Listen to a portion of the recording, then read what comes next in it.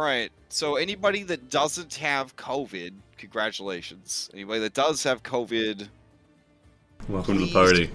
Please check your health before volunteering to do the recap, because we almost lost Stonewolf last week. So it was real bad. I was like, all right, does anybody want to do this? Someone what happened last time? Nobody. That group hates doing summaries. And then so Stone was like, yeah, I can do it. Oh my God. I was like, you all right? He's like, yeah, I'm a little tired. And he starts doing it. And at one point, he's like, and when we went to Fire Island, and oh no, and he just fucking trailed off for like a minute, and I was like, oh my God, is he fucking dead? And then he goes, and then you just hear this shuddering breath. He goes, and then from there, I was just like, fuck, dude. Like, if you were this sick, you should not have volunteered to do this, but we're not stopping now. So just keep going.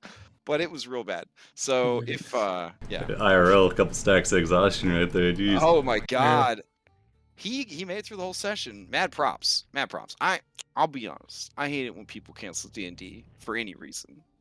Yeah. My building that I used to live in got locked down by an active shooter. I drove to work. And I ran the game anyways. You can't if you let little excuses like car accidents, people dying, that's probably a big one. Yeah, this is America. Come on. Yeah. If you suck it up. Are we streaming already? Your we are. Your dog takes meth and needs to go to the emergency vet. You let stuff like that get in the way of running your D&D game, it's gonna fall apart. Okay, it's gonna fall apart. I've seen it. Anyway, no, I did take my dog to the emergency vet, though, and I did cancel that name. All right. I also think I canceled because of no, I don't think I canceled for car accident. Anyways, let's play this game. Who wants to sum up what happened last time on Mythic Odysseys of the Dragonlords? All right, I got it. Oh, sweet. Okay. Alrighty. Okay, so having returned to the Ultros from Scorpion Island, we set off towards Aresia, looking to secure their aid before the coming storm. During the voyage, we took stock of our crew, committing to memory their motivations and goals. In addition, a new member joined the crew, that of Callius, Andronicus's bronze wormling, freshly hatched, though still seeming to possess a wisdom beyond its years. As we sailed and began to near our destination, we learned more of Aresia from Falana and Katja, Julian's grandmother, whose soul he keeps in a pocket watch. As follows, it goes that Narsus is retained in a generation-spanning harem kept by the rulers of Aresia. Most recently, Queen Helen seems to be a powerful sorceress. Narsus is said to be both stuck-up and vain. Once again, we touched on the fact that we travel with Echo, who seems everyone is openly aware of as having played a heavy role in propagating war between Mytros and Aresia. I'm sure that'll come up at some point. Aresia is situated at the end of a long bay, or strait, has very good defenses, including 700 scouts and a sizable army comprised of warriors well-versed in the monastic traditions. Aside from Mytros, they seem to only have inconsequential enemies, and the people are reserved and value modesty and humility greatly. Let's see. After learning all this, we came ashore. Were met with somewhat of a warm welcome. After climbing a great number of stairs, we were able to meet with Queen Helen herself. She spoke with us, proposing test of our mettle, 2 labors, as it were, of Aresia to have the heroes of prophecy prove themselves. The first, she revealed to us, would be the acquisition of a ship comparable to the Ultros. I was ready to leave at this point because it's a preposterous notion, but luckily Julian saw between the lines and had an idea. He thought of relinquishing the Ultros after we're done with it, as we've already have plans to release Dianthus from its service anyway, and the ship will cease to be the Ultros at that point. well, as we need it. So we have agreed to swear an oath, and we did so to sign over the Ultros should we complete our task of securing the safety of Thylea against the Titan threat, or should we perish, or after 5 years. And that is where we find ourselves now, having completed the first labor and looking for the second.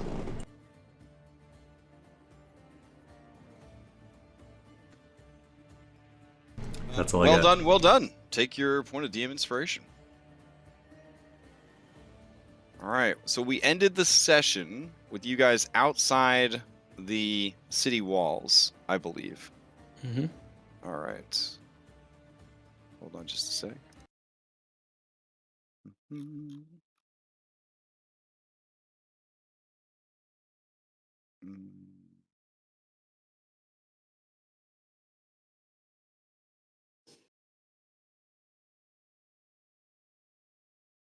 We're placing bets on what the second labor will be. Oh, were you? We were. I'm sure it'll be completely reasonable.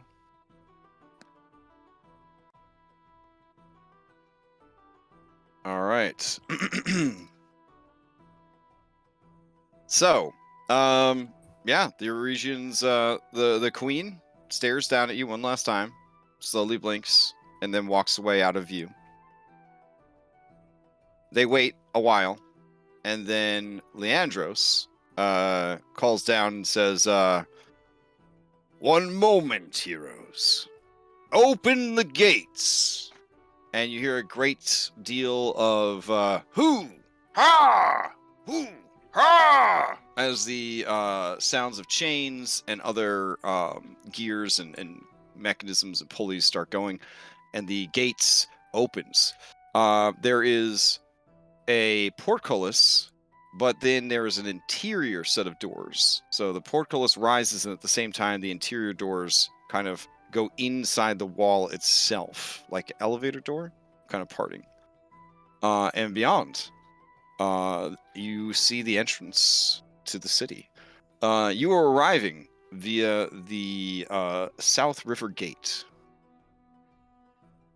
There is technically a northern gate to the city as well, the Sword Gate, located by the Temple of the Sword. And there is a northeastern gate located by the Wind Shrine called the Wind Gate. I mean, honestly, there's a lot of gates, considering it's such a well-defended city. Just a flex, honestly. Yeah, yeah. All right. So, if you look over here, this is where you guys are kind of coming into the city. Leandros walks down some stairs from the wall, and he meets you as you come in. So you guys would be right about there, where those little dotted lines kind of cross back and forth. And he says, "You'll need to give us some time to prepare Narsus for visitors. In the meantime, I will gladly be your guide to the splendors of the city. As outsiders, you probably require comfort. You can find it at the Red Lotus. Do you need to rest?" And he looks at Maya particularly when he says this. Rest. Ah. I could hit those stairs again. He smiles very, very warmly at you. And he says, "A man after my own heart. You are Oren the Dreamwalker, are you not?" Just keep it to Oren, please, but yes. Yes, honorifics are a luxury that none need if they truly deserve. Here is the merchant's headquarters. This is where a small amount of trade is done within the city, and goods are priced and prepared for export from the port itself, where your ship is located. Since you are not citizens, the most you could hope for here is to buy some basic supplies and perhaps food.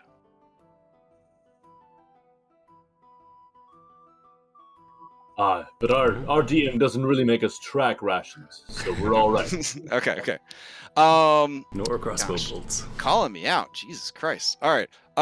So as you head further into the city, to the Lion's Gate, he says, "From here, we can journey north through the Lion's Gate, and I will take you to the Red Lotus Inn, that you may indulge in outsider fare, and perhaps rest your weary bodies in preparation for your meeting with Narsus.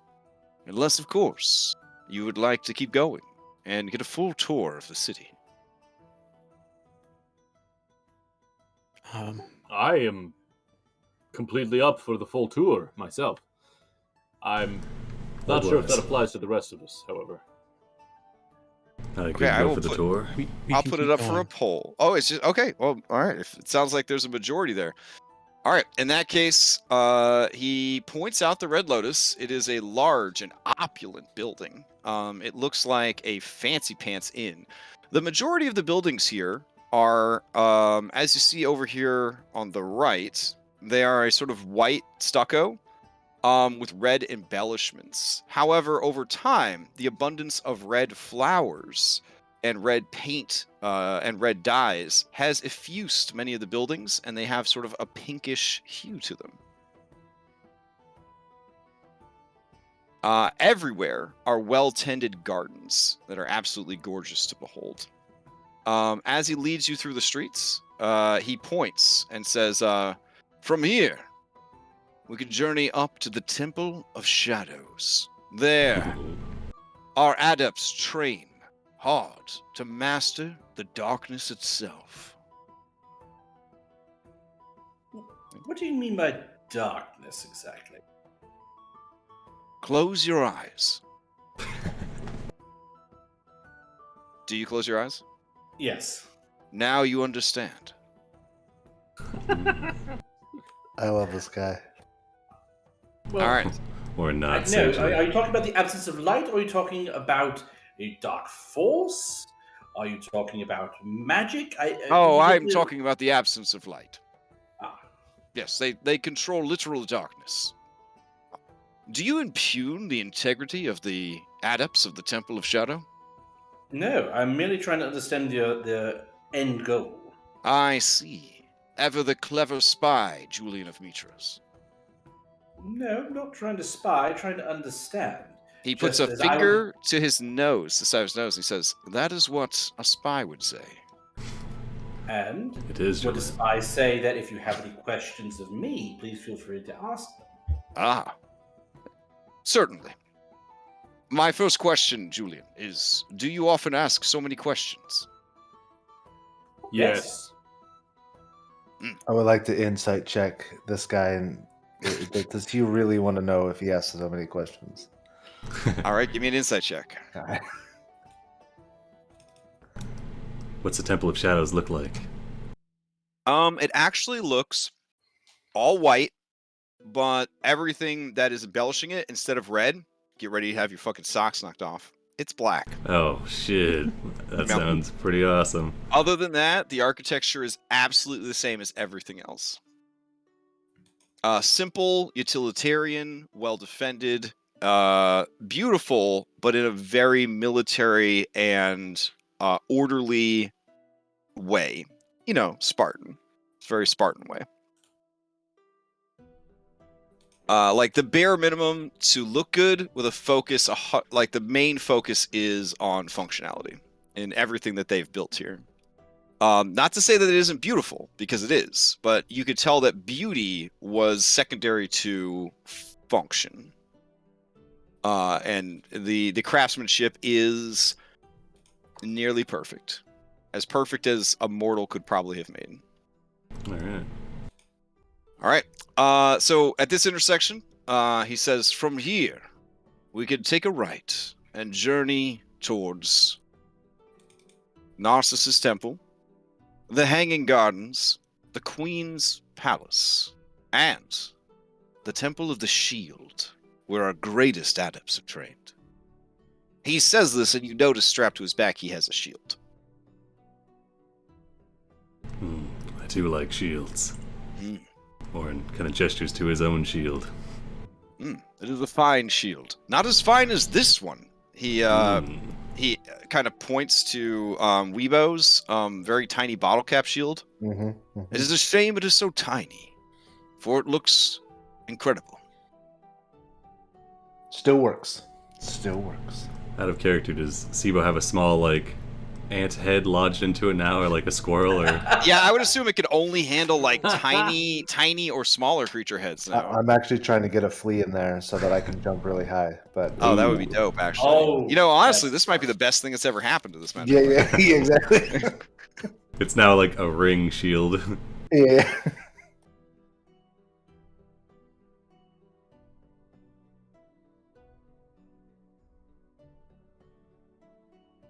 All right, he continues the tour, walking you along the waterways. He says, this is the Great Canal. It allows travel and trade quickly through the city. To your right, you will see our training facilities. And you see that there's a great many different types of training facilities. And he says, here is the Great Gymnasium. And beyond it, the Sanctuary.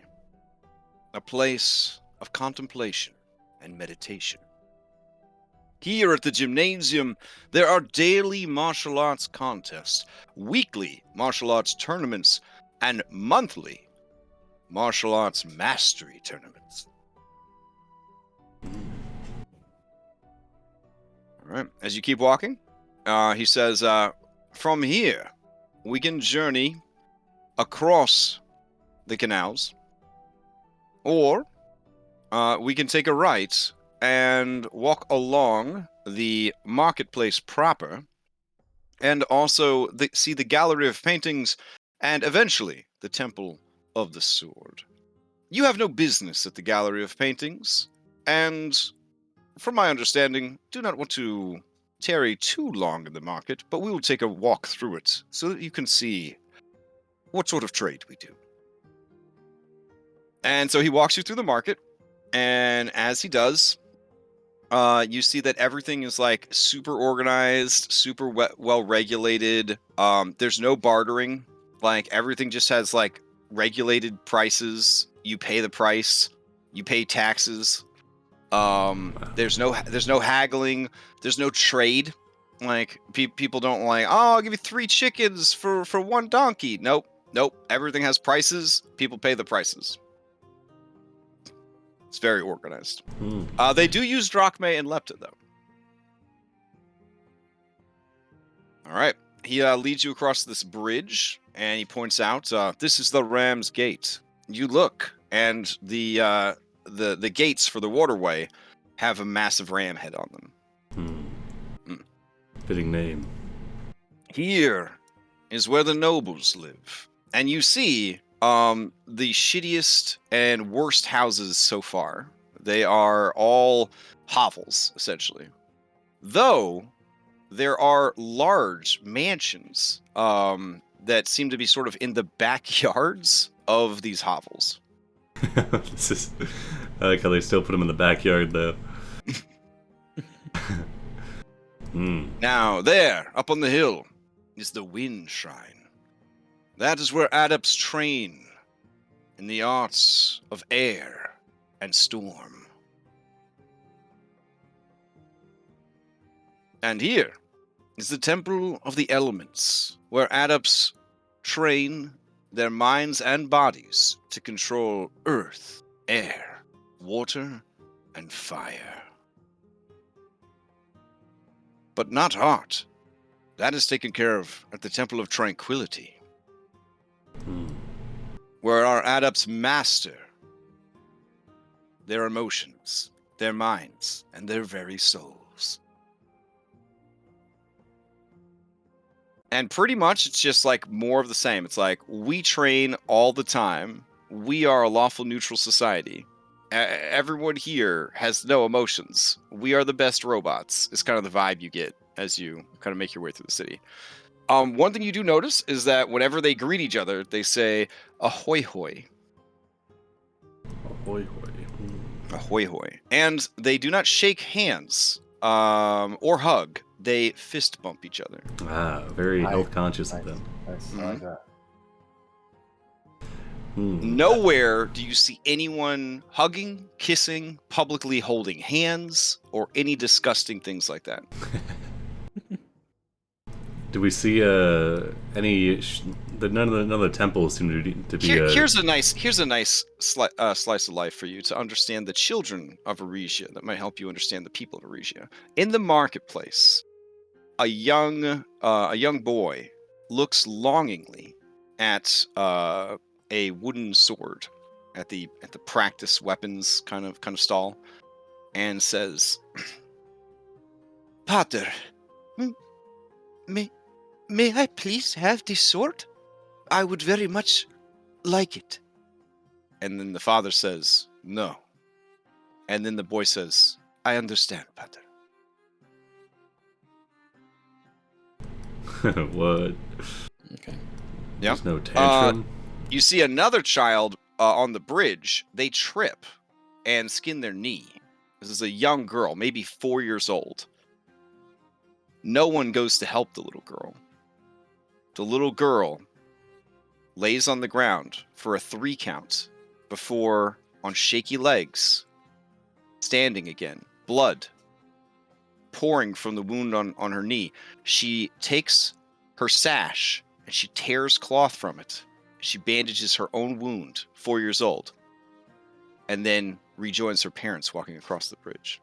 Yeah, it's hardcore. The parents don't even stop. They just keep walking. Yeah. Maybe a little slice of life law enforcement would help. On that same bridge, a man is fishing. He has caught a whopper. His face nearly betrays the joy that he feels reeling in this large fish. You see some nearby guards approach to help the man. Together, they could reel in this fish. The man says, "I have this, please. I can do this." The guards nod respectfully and step back, and the man struggles, but eventually brings in the fish, succeeding at a cost 3 times, going blind, pooping his pants, and gaining a point of exhaustion. He hauls the massive fish up from the canal. The guards approach and say, "Congratulations, sir. Now, you have a license to fish?" And the man says, "No. I have committed a crime." And they say, "I see. You know the penalty." And the man says, "Yes." He hands over the fish and then bares his back to the guards so that they could publicly flog him in the streets. At the end, they fist pound and part ways. The guards now have his fish.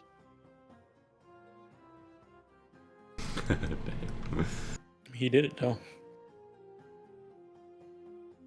And yeah, that's kind of what this society is like. It is very, very about projecting a stoicism that cannot be an unfallible stoicism is kind of the goal here. You do see at the market incredibly poor people. They look like very clean homeless people.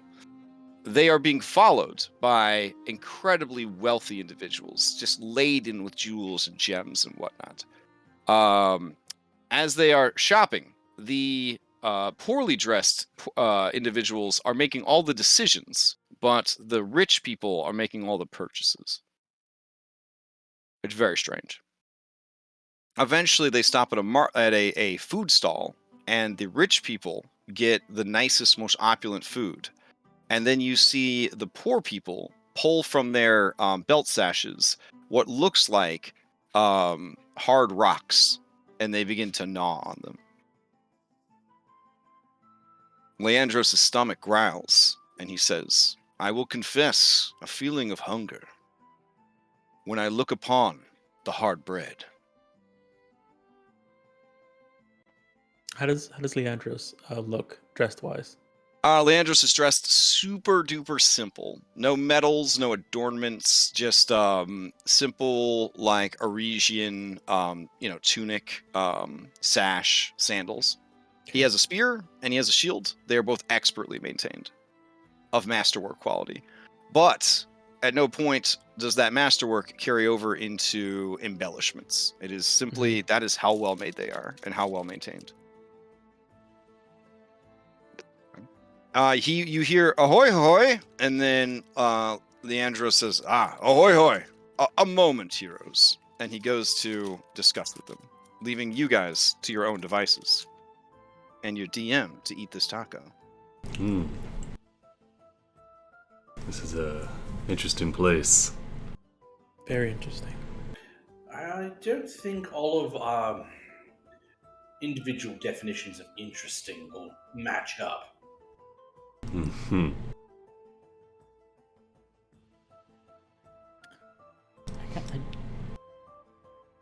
I'm interested in seeing this Temple of the Elements. I didn't see any shrines or temples dedicated to any of the gods or titans. No, just Narsus.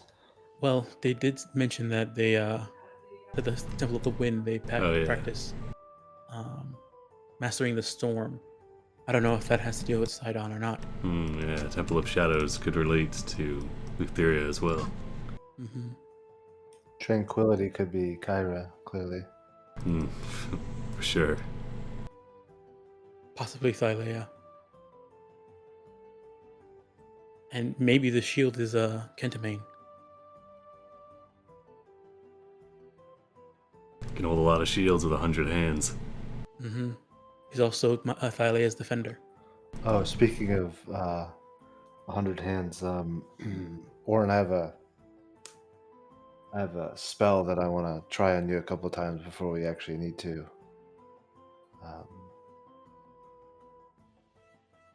Yeah, talk about it later. Alright, yeah. Sounds good. Heroes. I hope I did not keep you too long. Not at all. We were merely remarking how different everything was from our own experiences in Mitros and points beyond. Yes, Mitros is a wild and untamed city. Here, you have nothing to fear.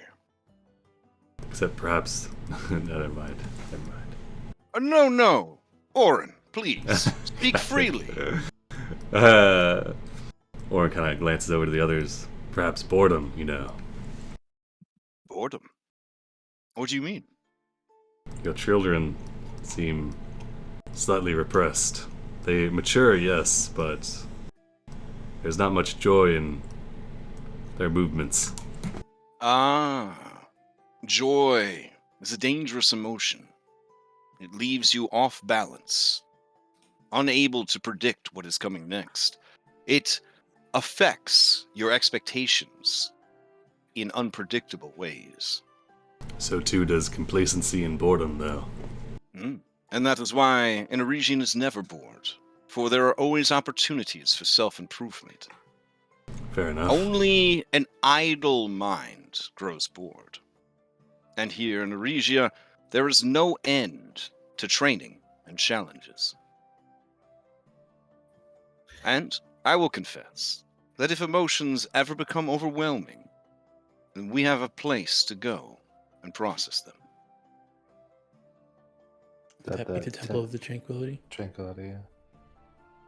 He laughs and says, no, we go to the Gallery of Paintings. Within, we have the greatest artworks in the world, some of which are made by the renowned painter, Pelagon. Those of you with training in history know that Pelagon is essentially the greatest artist of the modern age. It is said that his artwork is so perfect that it nearly looks alive on the canvas. I'll recite that in as much enthusiasm as you expressed. Okay, when that is uttered, you do see that Falana is fanning themselves a little bit more than just the slightly warm weather would call for, and looks flushed in her face. And she says, "Is Pelagon within this city?" And Leandro says, but of course, he is personally retained by the god Narsus. Oh, nice. Narsus is both his god and patron, and muse. You may get a chance to meet him. This little tour of ours, accounting for the incredibly slow speed of your exhausted companion and small friend here, has eaten up most of the day. I believe Narsus should be ready for a visit. I am to take you to the Hanging Gardens. All right. But do not worry, it is not a garden where we intend to hang you.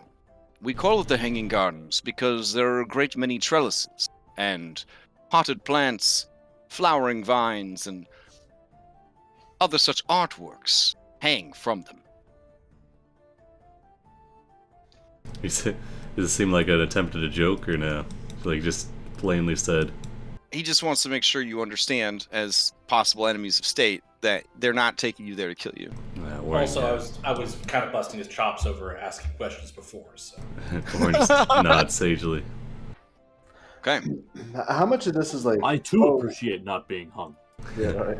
Well, oh yeah. Although I guess One of them. when you say Oh boy. That's one of us. The tripod. How much of this is like? Oh, okay, yeah, this is things you would have found out about just by researching the Aresia, and how much of it is? Oh, Like you oh actually God, come no! in, This yeah. is some eye-opening shit. Okay, yeah, I was curious. yeah. Okay, Yeah, for you and Falana, this is a big deal. yeah, okay. Yeah, the fact that this guy is telling you all this means one of two things: they actually are impressed with you and they trust you, or they intend to kill you.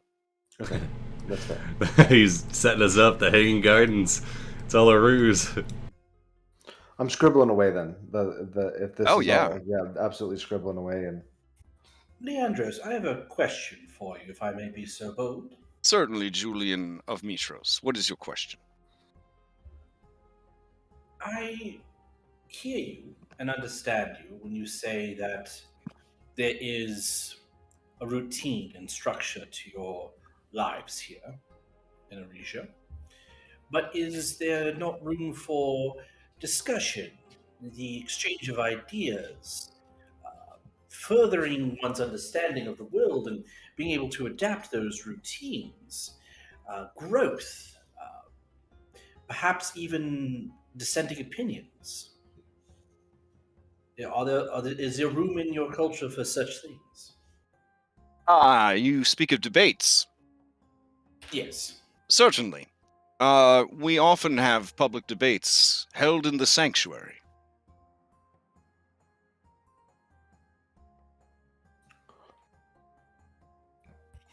Well, I'd be curious to attend one if there are any going on. But I again must apologize for my rashness and lack of understanding of your culture. It would seem that, given your propensity for control, for maintaining and avoiding those less productive elements, that the debates might be something sort of something of a foregone conclusion. It does not seem that new ideas might necessarily be welcome if they might be disruptive.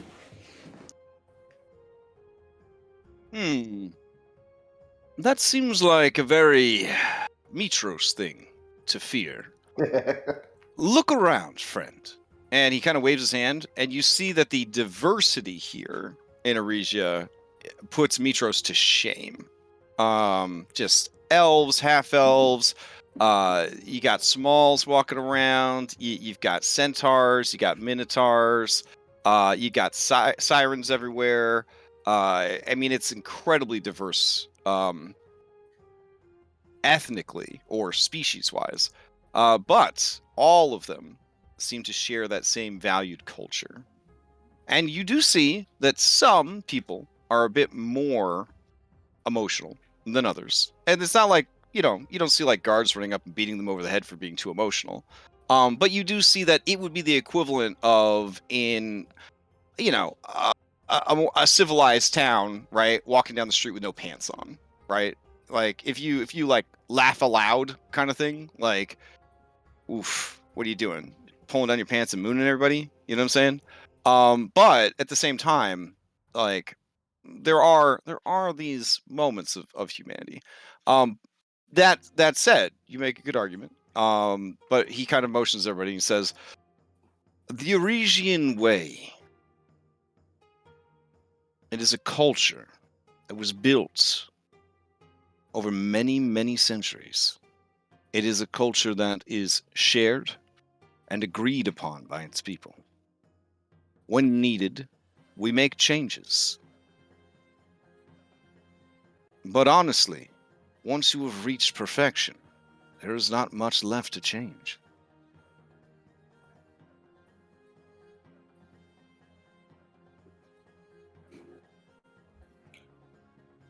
I have to disagree with you on the whole perfection idea, I'm afraid. Mhm. And this may just be my crass Metrian sensibilities. But stifling one's emotions, one's desires, seems less than perfect. It seems that you're controlling your life to the point where nothing can be felt. Those moments of success cannot be shared or expressed. Those things which make us human, and I understand the desire for perfection, but we are imperfect beings. So that what makes us what we are is being denied, all in the name of this pursuit of perfection. Mm. I hear your words, Julian of Mitros. And I have heard words like them before. They are the words of someone who is too selfish to put their own need to stand out aside for the betterment of others. I do not judge you for it, and I do not hold you in any less regard. You are not an Aresian, and therefore I hold you to a different standard. Your deeds are well known, as are your victories, and they deserve respect.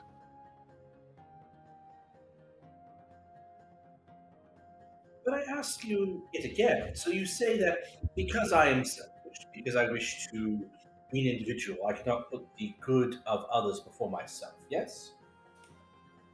I simply said your words are those of a person too selfish and too in need of self-actualization to set that aside for others. Even in the stories we have heard of your adventures, you often take dangerous risks, risks that could harm you and your allies and those you've sworn to protect, chasing ever greater deeds and accolades.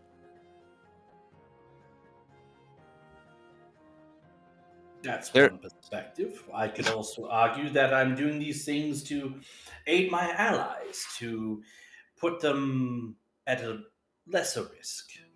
When I challenge, certainly your deeds and your accomplishments speak to this, and that is again why you are deserving of respect. But the respect given to outsiders. Your behavior is simply not the Aresian way.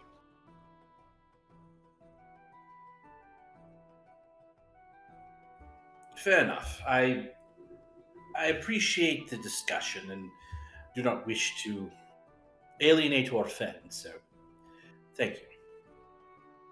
He smiles at you, and it is a pleasant smile, but in his eyes, you can see there is emotion. I'd like to insight him. Okay. I'm going to burn one of my DM inspirations to give myself advantage on this insight. Okay.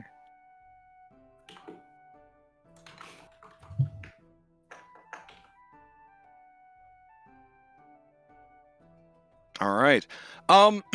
Yeah, this guy, basically he is tolerating you guys, but he doesn't like you very much at all.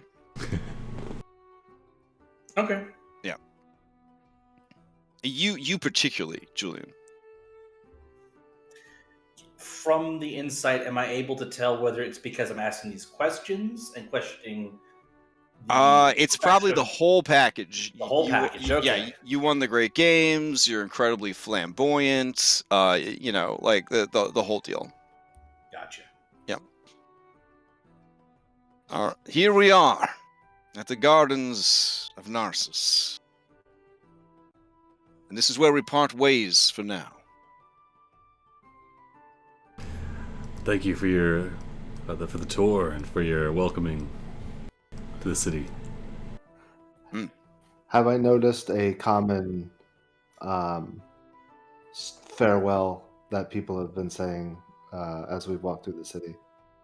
They say ahoy hoy for hello and goodbye. The aloha. Well, okay, I'll say ahoy hoy. Oh, okay. He nods respectfully and says ahoy hoy back to you.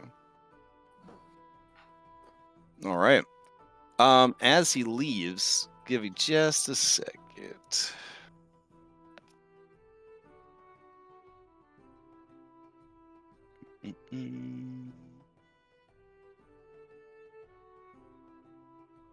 Okay. Did have a question. Mm-hmm. Okay, yeah. So all the temples are very Spartan, but then the Temple of Narcissus and the Hanging Gardens, are they similar or are they opulent? Oh no. Yeah, they're super opulent. Ooh. Yeah. So I think I have a description of the gardens. Hold on. I mean, I have descriptions of all of them, but I just kind of like blaze through them. Let's see what we got here. All right. The Hanging Gardens, located on a hill resting just below the palace, these gardens spill over a huge terraced green space. You can hear the calls of peacocks from halfway across the city. The garden offers a tranquil space for meditation. The gentle sound of rushing water rises from irrigation canals that are carefully hidden throughout the garden. If you have pollen allergies, you will probably die here. Because there's like 10,000 things everywhere. Yeah. It is crazy. Flowers just spilling out from hanging baskets, from flower beds, flowering vines everywhere, flowers climbing up pillars, up trees. But it is all beautiful and meticulously maintained. There are bushes that have been shaped into various animals and all of that goodness. You do see, attended by 4 basically Arnold Schwarzenegger looking body builders, a incredibly beautiful siren, and a very lovely elf is Narsus. Narsus stands about 18 feet tall and is undoubtedly the most beautiful creature you have ever seen. Say 18? 18 feet tall, yeah. Okay, damn. Yeah, he is a huge creature. If you, at any point in your life, ever thought that a guy or a feminine guy, or honestly, if you ever thought that the human form itself was beautiful, there's a good chance that you think Narcissus is incredibly beautiful. If you want to let the dice decide, you can make a wisdom saving throw DC 23 to determine whether or not you think Narcissus is beautiful. How does he compare to old Blazing Ben? Yeah, those abs. He's way more beautiful than Oh my god. Yeah. I mean, they say beauty is subjective, but there is definitely literal supernatural stuff at work here. Let's see. Did we bring Telemachus with us? I would like to succeed He's okay. at the cost. Damn, yeah, my eyes like shrug. Yep, he's in our B team. Yep, I would like to succeed at the cost. You're gonna use that ability? Yes. Okay. Oh, almost another. Oh, Andronix got advantage because of Phallus. Were you guys able to see the fuck, handout you're right. or no? Bam! I saved. Well, no, it just popped up in chat. Wait, are we saving for an effect, or just whether or not we think he's dead? Just whether or not you think he's, actually should be the god of beauty. Essentially, it's a supernatural effect. Okay. He's so hot. Sure. There it is. I can see it now. He's got so many arrows. All right, let's see. Trying to find this music. Hold on. Oh yeah. Yes. Thank God it was the save. Julian, we're down bad. Well, given Julian's predilections, I mean, are you guys surprised? No, I mean, I No. imagine you just see yourself in him. This is why. Oh, I nice. I guess mine is definitely an Amazon. Oh, true. Dang. Yeah, Maya and Andronicus with the nat 20. Sheesh. Yeah, those are huge saves. And Maya's Maya's Amazonian, and Andronicus only has eyes for Valis. All right, Kira, his music sometimes. is loaded up, but it's coming in a little low. And his wife. And Lisa. Jesus, Andronicus, you're really getting around, don't you? Yeah, but Oh do you yeah, his remember music's any of it? super low. All right. Yeah, so he is currently looking around, and just like his miniature, he looks super stoned. And he's just sort of looking around, and he's kind of just following the movements of like a flower petal as it drifts through the air, and he just sort of has a sad sort of smile on his face as he watches it. This woman, she turns to face you guys, and she definitely looks like an Aresian adept. And she has a very dope-looking sword, and the sword is not drawn, but it seems within easy reach. She turns and nods at you, and she says, God Narsus, you have visitors. And Narsus kind of turns. He looks over at all of you, and he gives you a beaming smile. And he says, the heroes of prophecy. We're supposed to hang out. Is Nessa with us? She is. Okay, good. Greetings, God Narsus. It's good to finally become acquainted with you. It is. Oh, you look broken. Somewhat. I get along, though. I would offer to heal you, but Aresians do not like to be healed from their wounds or injuries. Not by magics, at least. In that, we are in agreement. Are you sure? Symmetry is so beautiful.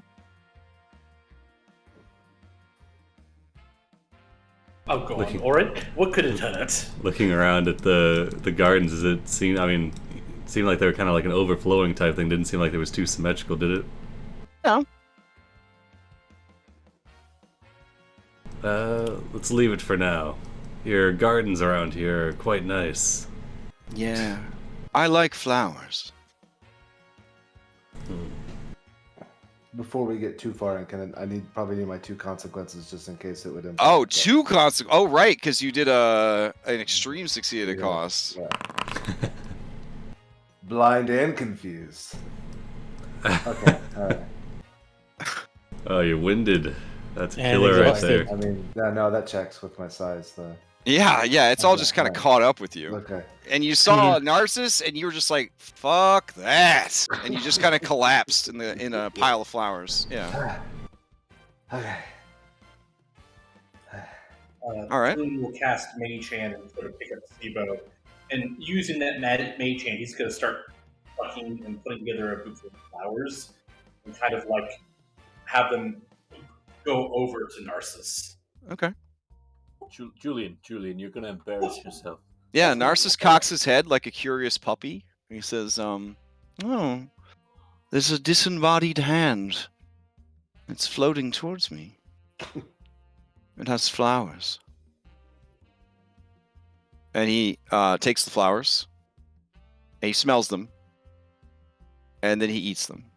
No, I just thought that they were pretty, and pretty. They flowers are for a pretty person. delicious. And as he says delicious, he looks at you, Julian, and people have said delicious like that before while looking at you, and you know exactly what he's talking about. Julian just smiles back. And then this lady says, my god, they were sent to you by the queen. Remember? You are to give them a trial. And then Narsus says, oh, yes. Oh, yes. It is ever so important. And that is why I need heroes such as you. Can you be the heroes that I need? Oh, absolutely. Oh, excellent. Should be. Should I am in need of a flower. The flower is known as a moonflower. It is also sometimes called a lunar blossom.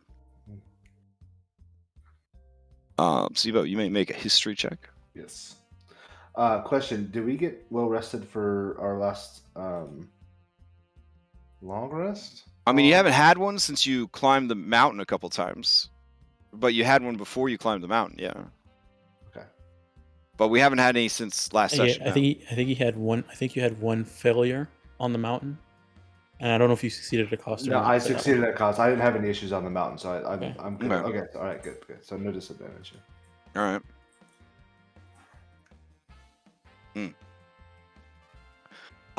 You're not familiar with what a lunar blossom or a moonflower is. Because I mean, I've you know got this fancy training in medicine. Could I also make a check?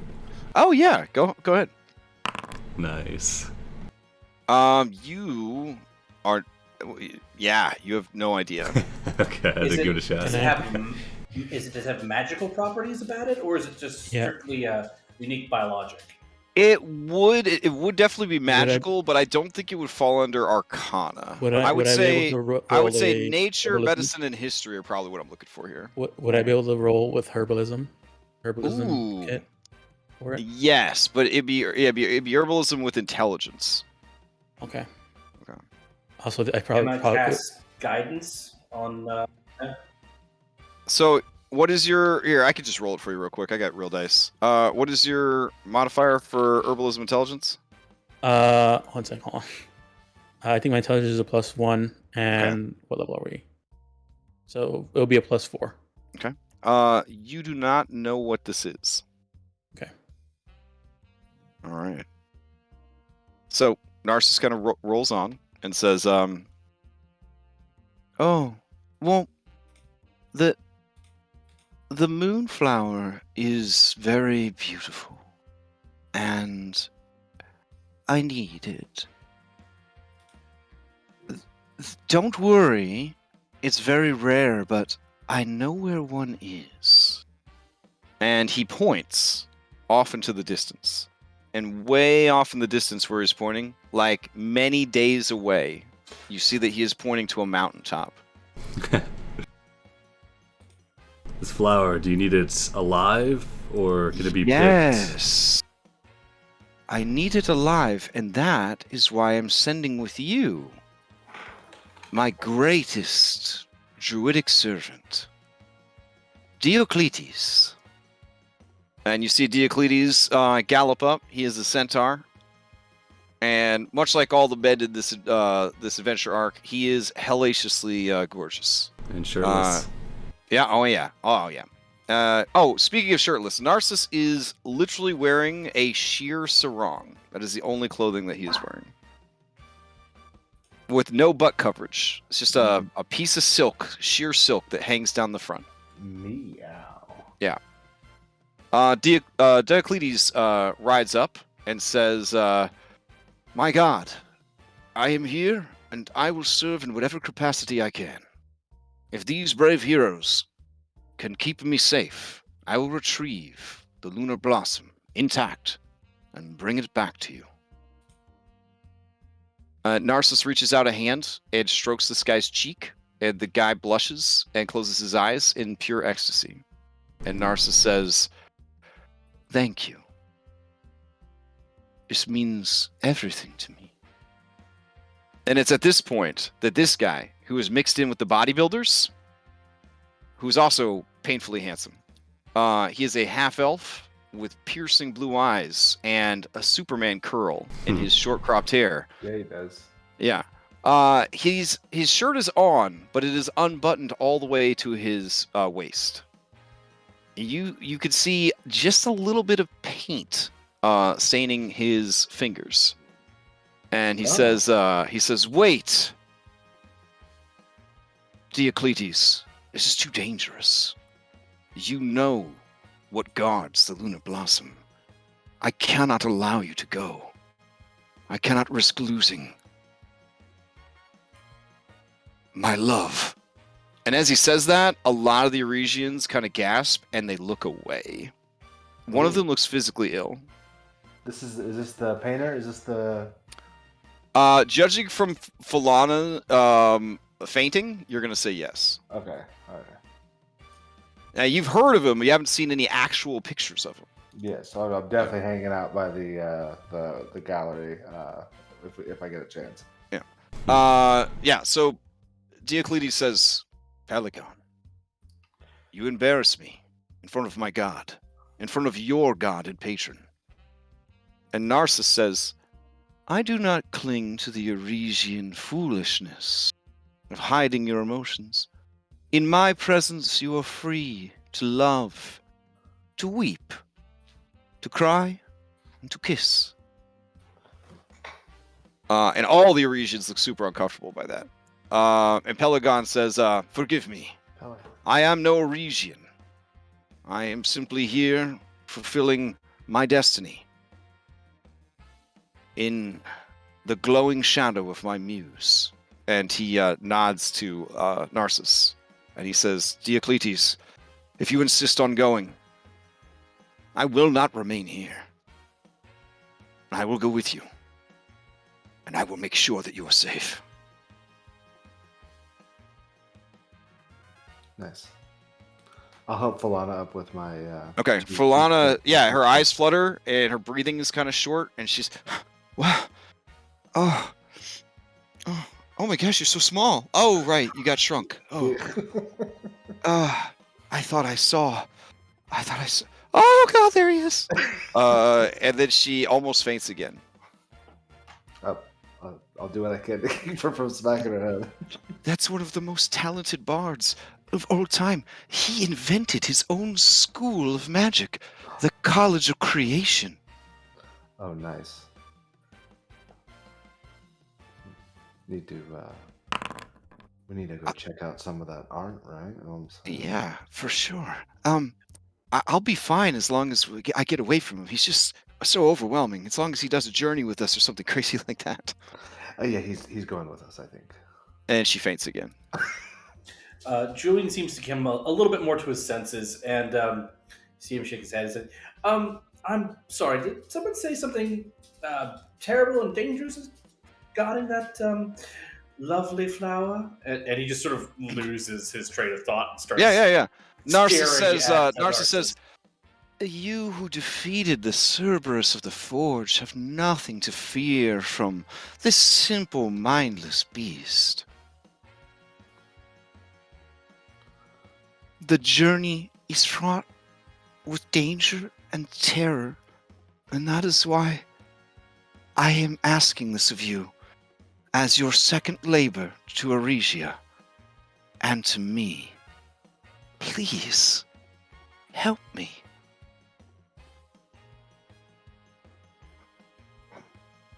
I don't know how we can say no. Yeah. Julian's still just sort of staring with a dopey grin, and he's just sort of like, "Well, I'd do a much better job of killing any mindless beast if I know what it is, darling." Narsus says, "I'm very sleepy. The sun is preparing to set. I think I will go home now." And as he says that, you hear the four muscle men, like they're all like, "Hut, hut, hut, hut, hut, hut, hut," and they run behind a bush and they come back with like a golden throne, with like them bars or whatever. And then this dude, 18 feet tall, he climbs into the fucking solid gold throne, and you see these four muscle dudes straining, killing themselves. They lift the palanquin up, and they begin to carry him away. The half-elf, the elven adept and the siren attendant both follow after him. Diocletes says, "There is no time like the present. We should leave now." And it's like as he says that, like the sun sets and nighttime takes over. It's like Can we hear from the queen more first? Before we just leave. That might not put a good impression. If she sent us here, she might not be anticipating another audience until we've completed this labor, but... Either way, we should leave word that we're leaving, rather than it just looked like we abandoned the city. Well, I think That's I think that she expected Narsus to give us the second trial, so she knows. I still feel like it's probably a good practice to make sure that she's updated. But, I mean, I'm not suggesting we don't do it. I'm just suggesting we let her know before we leave. You're such a Mitrosian. I'm serious. Ugh. I feel like Your emotions. Pelagon says, now, friends, don't worry. Pyra, the siren attendant, she will usher news of what has transpired to the queen. What was her name? Pyra. Okay, I thought I heard something else. Okay. No. Pyra. No, not Pyrrha. No, I thought I heard What's that? Kyra. Pyrrha. I heard Kyra. No, Pyra. I didn't. Pelagon says, "Oh, do you mean Kira, my former goddess, the goddess of song?" No. Kyra, the bard. Ah, yes, that knave. I have encountered her many times. And he raises an eyebrow. Both on the field of battle and other places. You too, huh? Oh, jeez. Oh yeah, he gives you a bro fist, and the way that the cameramen film it, it's like from a third person behind Julian, and then like you see the fist kind of pound right in front of his face. Oh my god. And Telemachus joins in. Oh yeah. Oh yeah, he's on the Telemachus beat says, team. Oh my yeah, god. Telemachus says, I knew we would be friends. Yes, come here. Big hug. So, listen, there was a talk about a powerful guardian. I think that these heroes, they need to know what they're up against, or before they leave. These are the thinking heroes. Right? These guys, they need to plan. They buy a lot of rope. They're big into the rope. So they need lots of heads up about what they're entering. Knowledge is their strength. And Diocletes sighs and says, I thought we had heroes, not scholars. And then Pelagon puts a hand on his flank and says, there's no reason you can't be both. A strong mind is the best weapon on the battlefield. It is dark. Very dark. And he looks to the sky, and let me check the calendar, actually. Nope, that's completely wrong. It is not dark at all, because it is almost a full moon.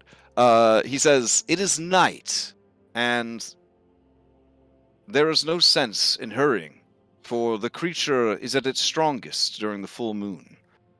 We should, for the night, rest and plan. So, where are you staying? I assume you're staying at the Red Lotus? I believe that's where Leandros advised us to take residence.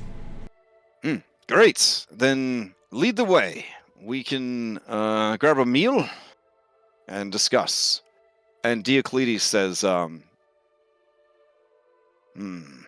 I wish not to indulge in the frivolities of the Red Lotus, but I will join you and simply abstain.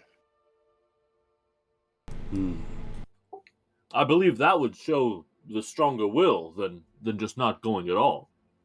All right, he looks at you and says, exactly. Well said. All Sure, right. they'll have free drinks, non-alcoholic ones.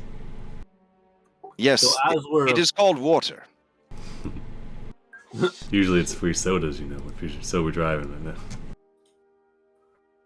So, as you guys are walking there, you can ask these guys questions, I guess. On our way there, I'm gonna pull Julian to the side, Mhm. and I'm gonna say, Julian, I think you were overplaying it too much. Like, we don't. If you overact about how into this god you are, it's gonna give away the fact that you're not quite as you're not enchanted by him like they want you to be.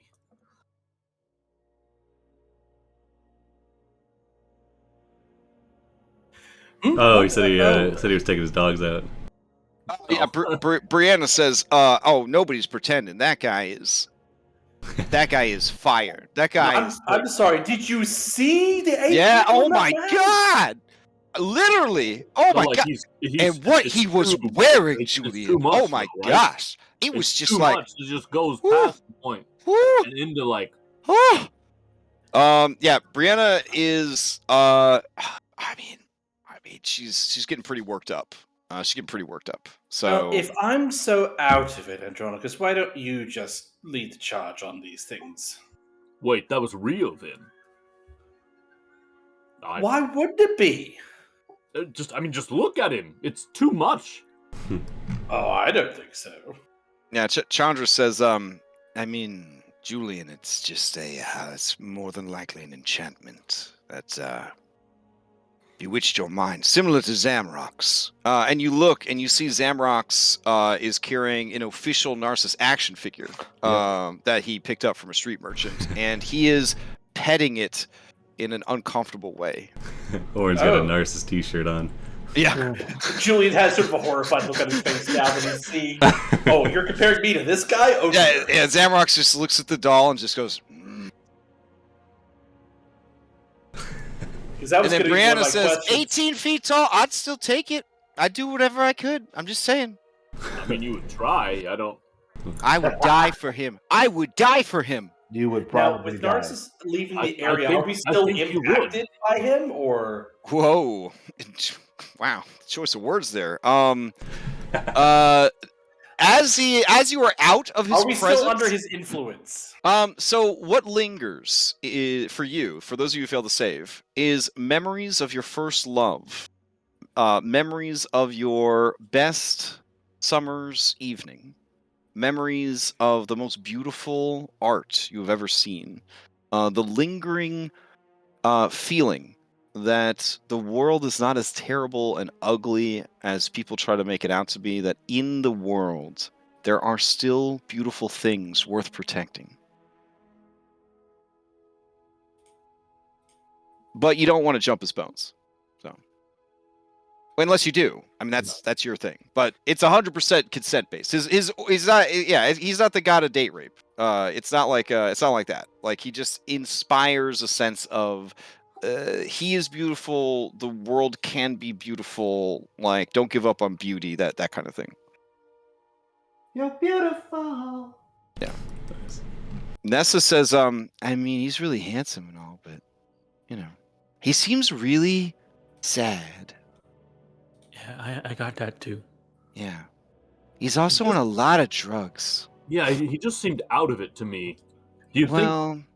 Sometimes people do drugs because, it, like, helps them vibe with the world better.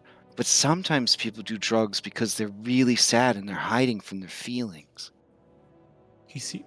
From what it looked like to me. Do you think it has something to do with why he's been part of a multi-generational harem? I don't know. What were you saying, Maya? I think that he seems to be very interested in the beauty of the world, and I guess he's been here for all this time and not able to see it. Oh. Maybe. I'd like to talk to him without all these people around, but I don't think that's going to happen. Well, maybe we'll get a chance once we get this flower. It's also very interesting that he's been with the Aresians this long, and he's still sort of like not Aresian. Well, I mean, if he they don't seem to like opulence and beauty that much. It seems to be a sign of weakness, so But I'm so- the gardener used to tell me that that's why gods were so easy to fool, is because they are what they are and they can't be anything but what they were made to be.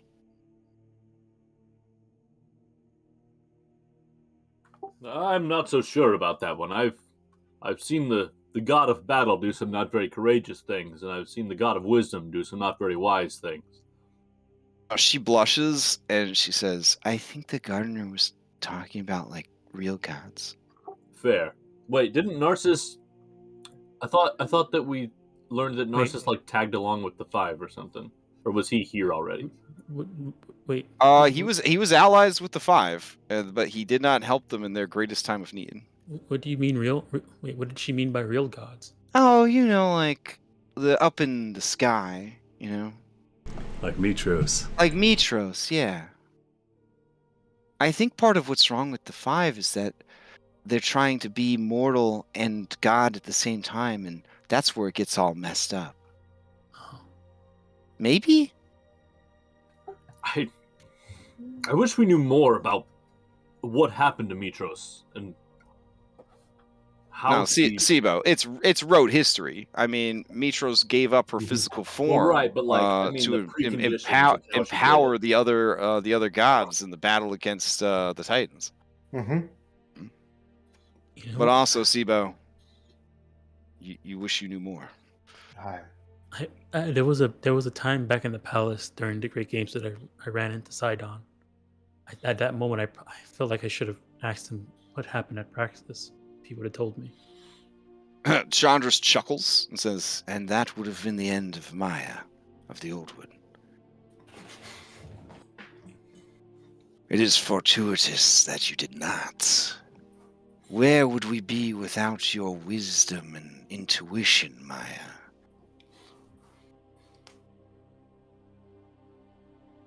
You are a very important part of this adventuring band, and I want nothing more than to see you succeed.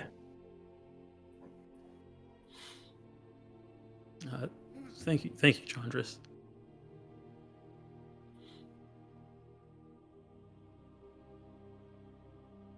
Yeah, so meanwhile, Brianna and Telemachus and Zamrox are talking excitedly about how many of Narcissus' babies each of them would have.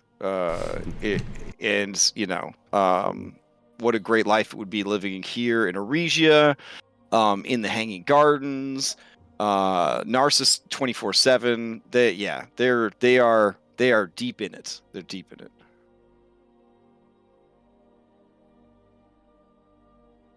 All right. You guys arrive at the Red Lotus Inn. Is this like the foreigners hotel? For sure. Yeah. So as you approach, you hear before you get in there that this is a rowdy place, with rowdiness. Let me see if I could get some music here. Hold on.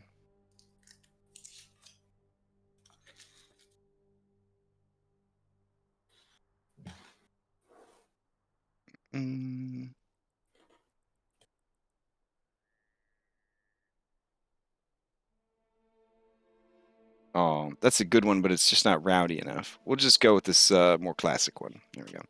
Where did you come from? Where did you go? No. Cotton Eye Joe's in music. I love it. All right, there we go. Depends how rowdy the inn is. All right, so you guys roll up on this place. It is actually pretty loud and pretty rowdy. And as you approach, Pelagos says, just be warned. Sometimes Aresians will come here to unwind. Some of them lack the discipline to wait for a visitation of the Gallery of Paintings, and they figure since this place is essentially out of bounds of Aresian culture, they could kind of come here and misbehave. Oh, come off it. Really? I mean, this is just proof example that bottling up your emotions, being a control freak your entire life, has negative consequences. I mean, what's worse? letting loose a little bit, or waiting to the point where you're going to do bodily harm to someone? Diocletes huffs and says, "That is why we have many outlets for our emotions that are healthy and safe." Yes, but you just said that there are other regions that come here to let off some steam. I mean, the fact that they need to use this place as an outlet, isn't that indicative of, I don't know, perhaps a shortcoming with the system? Julian, Diocletes, this is Aresia. They're very regimented, very organized. Yeah, Oh no, I makes understand sense to that. have a It's not a lack of specific understanding. It's the place. fact that I don't bloody well agree with the mindset. Diocletes looks so confused. He says, "Do you propose that mortal creatures have no emotions?" No, I'm just saying Uh, that you need to embrace them. For all your talk of control and balance and all this, no, it's bloody. It's you're suppressing yourselves. You're oppressing yourselves, and it If can't be you healthy if you're having to let loose here. if you build a That's the only outlet. if you build a dam to control water and better irrigate your land, you cannot keep all the water behind the dam, or the dam will break.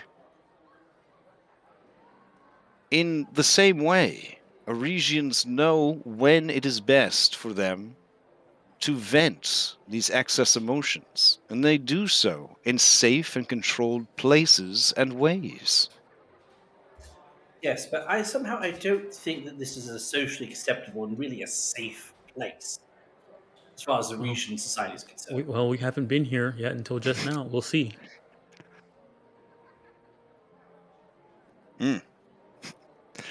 All right. So as you enter, you see that it is. I don't have a map here of this particular place. Hopefully, you don't get into terrible fights here or whatever. But you know. I punched Julian. Oh. Oh dang. But basically, it is a tavern made to sort of have the look and feel of every tavern, essentially. It's lots of woods, lots of warm colors, that sort of stuff. I have some stuff here about it. Hold on. Let's see. The Red Lotus. The warm interior of this tavern carries the pleasant aroma of roasting seafood and spicy smoke. The main room is dominated by a massive fireplace and filled with boisterous conversation. There are many shields hanging on the wall, but an ancient bronze one decorates the wall above the hearth, seeming to take a place of honor. As your large party enters, a woman, jovial, with fiery red hair, bounces up to you guys. And she says, "Ahoy, hoy! Welcome to the Red Lotus. You must be the heroes of prophecy. I heard that you were doing trials to earn the favor of Narsus and the Queen. I was a little put off that you didn't swing by for lunch. I even prepared a special Metrian dish for you. But don't worry, if you don't mind leftovers, I can heat it back up. My name is Jocasta, and this is my establishment." Ahoy, hoy, Jocasta. Ahoy, Thank hoy, you for having Jocasta. us. Leftovers sound great. You send that over along with some wine. "I reserved a table for you in the corner," and she points to one of those large, corner booth tables that you think is really cool, like pre-pandemic, but nowadays you'd probably like freak out a little bit if you sat at one of them.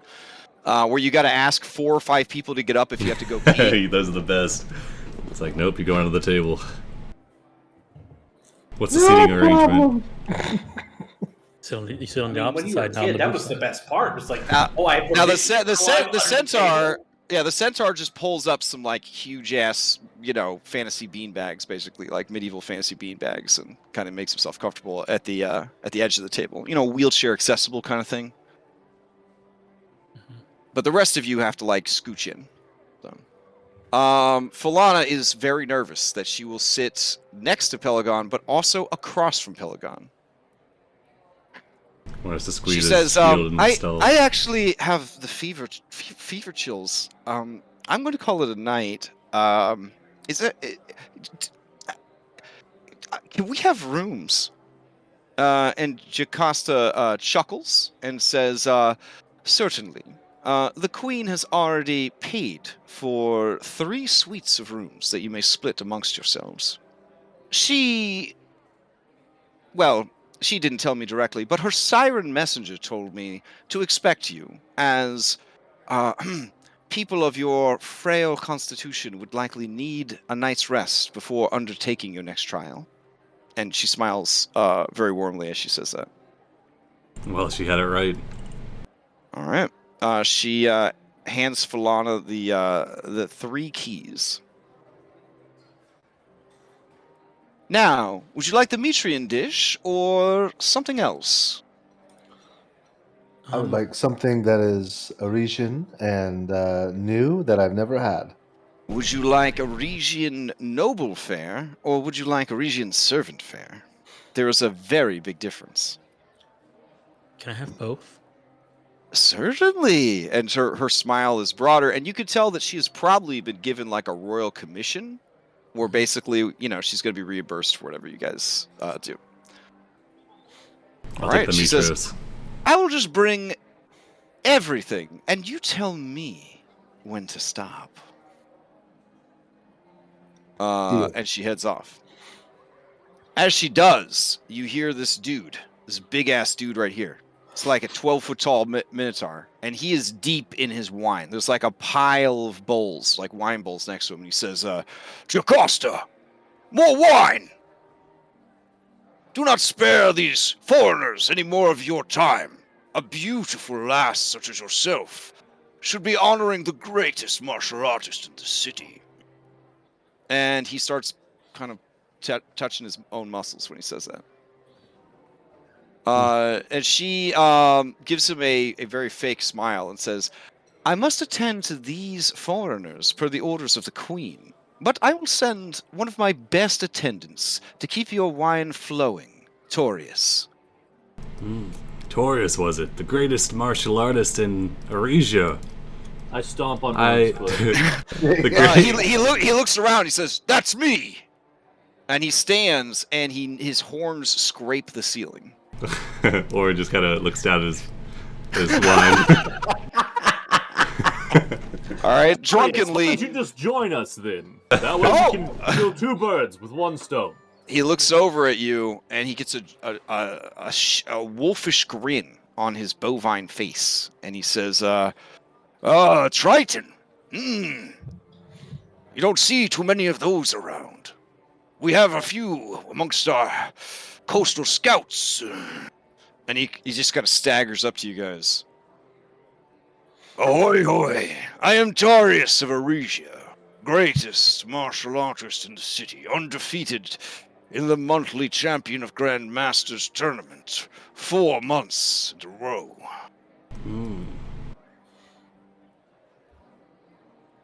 And Diocletes says, ahoy, hoy.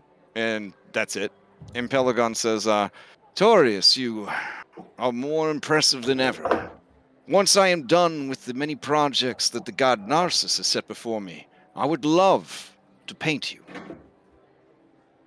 And then Torius says, it is a painting that would go in the gallery for sure, for any who look upon this form would weep at its perfection. And he starts molesting himself again. Lot of self nipple play. Orange kind of grumbles to himself, like, monthly tournament must have fallen place in the same time slot as the Great Games. Nickname of Squish, do you? So Orin and Andronikos, you guys are high enough level marshals that you estimate this guy has a higher than 20 strength score. Oh dang! This is a strength monk. Yes, this is a strength monk.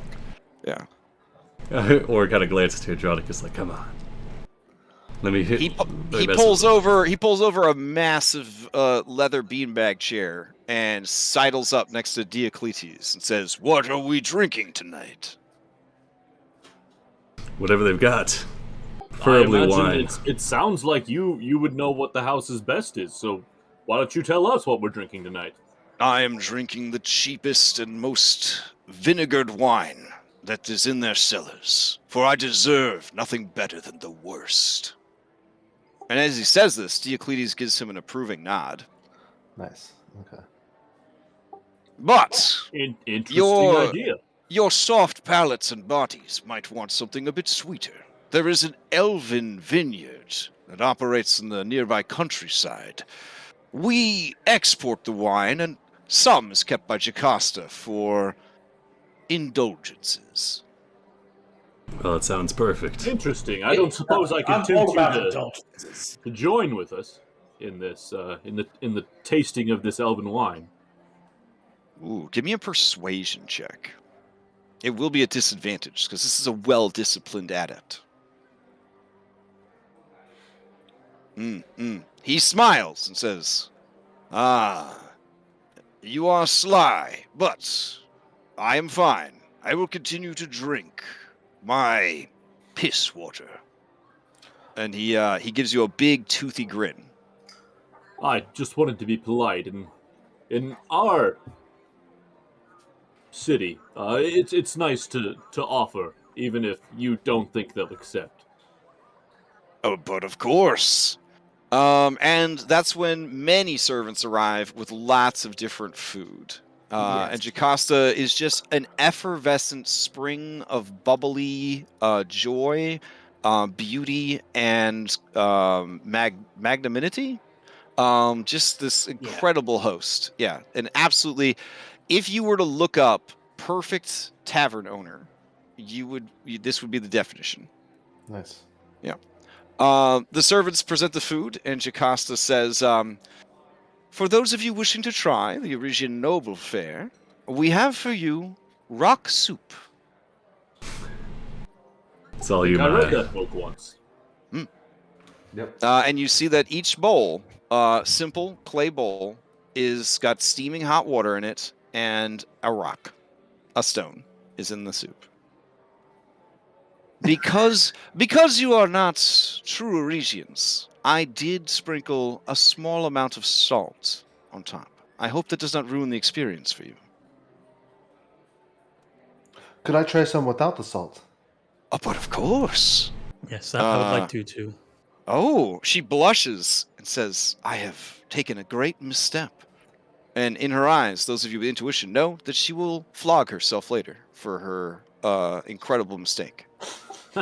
Oh, that's fine. I actually wanted 3 soups with salt, so Okay. it worked out perfectly. Give me a deception check. I'm actually on the table, like trying to dodge everything being put down. Oh shit, dude. All of you are like, the fuck? He wanted 3 bowls of soup. What? How much does this guy like stone soup? What the fuck? With salt? Oh, it's probably because he's a Trident. I don't know. I so wasn't she gonna looks- make the joke. She looks relieved and she says, "Oh, perhaps the god Narsus himself guided me in that misstep. Thank you, great sir." And she passes you all 3 bowls of slightly salted stone soup. So is that an implication that they still sort of revere Narcissus, but only as a not super great thing? Like, oh, I mean, maybe he's he- the reason for my good misstep. He is beautiful chaos. He is beautiful chaos. She then says, "Also, to go with your stone soup, we have 7-day-old bread. It is stale, hard as stone, yet is growing mold." That's it. Okay. As she's saying all this, Diocletes, his many stomachs, and Torius, his many stomachs, are both growling hungrily. She says, Just the soup for me. "And we have uncooked vegetables. Yes. These are parsnips that have not been peeled or washed. They are Wow. dirty and bitter." Wow. Any beets freshly pulled out of the ground. She smiles and says, "I am 1 step ahead of you, Orin of Mitros." And a servant presents to you dirty beets. Horn does not move to take them. In true Aresian fashion, you should save the leaves for last, for their bitterness will remind you of the bitterness of the world and why you must train hard every day. Now, for those of you who'd like to Andronicus partake, is like a bowl and a half in. yeah, For those of you, and actually, if you make stone soup right and you get good rocks, it can taste pretty good. It actually tastes pretty good. I mean, yes. They must be using some really good, like, very salty, like salt infused, minerals. Yeah, Yeah. like they get some good minerals for this. Hot mineral water. They're using kidney stones. Yeah. Ooh. Now I can see those them of you, about that. those of you who partake of the food, if you are trained in cooking, you could do either a cooking constitution or a cooking intelligence to see if you could learn more about these recipes. Okay, only if you're trained. Only if you're trained, yeah. These I'm not. foods are so unusual that you would need to have training to know what the hell's going on. Can Sibo do a I eat crazy shit forever check? Yeah, that kind of jives with your background. All right. Oh my. Give me a raw intelligence or a raw charisma.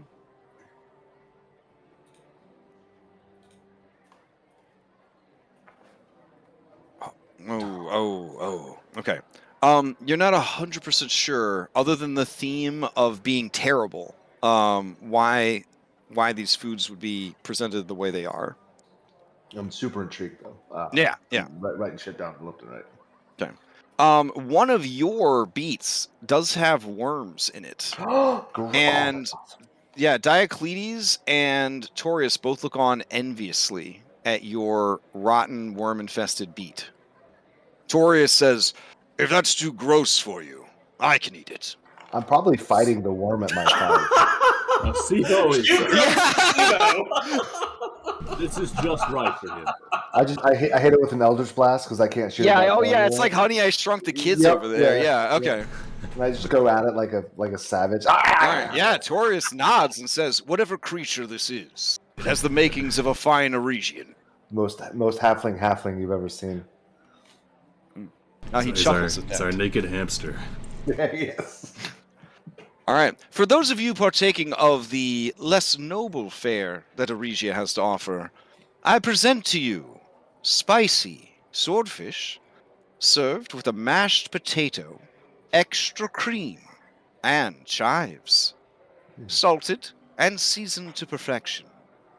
Alongside of this, a cold soup made from local lentils and seasoned with delicious radish shavings. Accompanying this, a salad of fresh greens, expertly prepared and served with an oil-based dressing. As a side, cubed goat cheese served with our local olives. Our olives are famous throughout all the world and our #1 export. The only olives you will ever find greater than these are on the Isle of the Golden Heart. But I will tell you, and she smiles knowingly, that the original vine planted here in Aresia was a cutting from the one that grows on the heart tree of Thylea. Oh.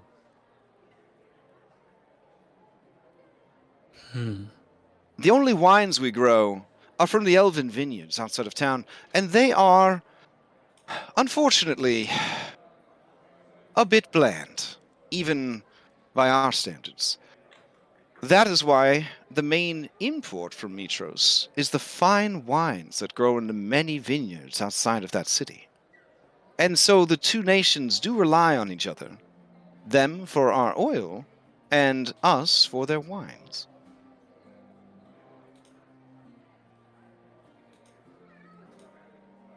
During war times, it can be very hard. She looks around the tavern as if she's remembering those lean times. Those lean times. I see. Oh, and of course, once you are finished, we will bring you out the 7-course dessert, including a jar filled with fresh-baked cookies. Because in Aresia, servants must own up to their inadequacies by indulging in their most primal needs.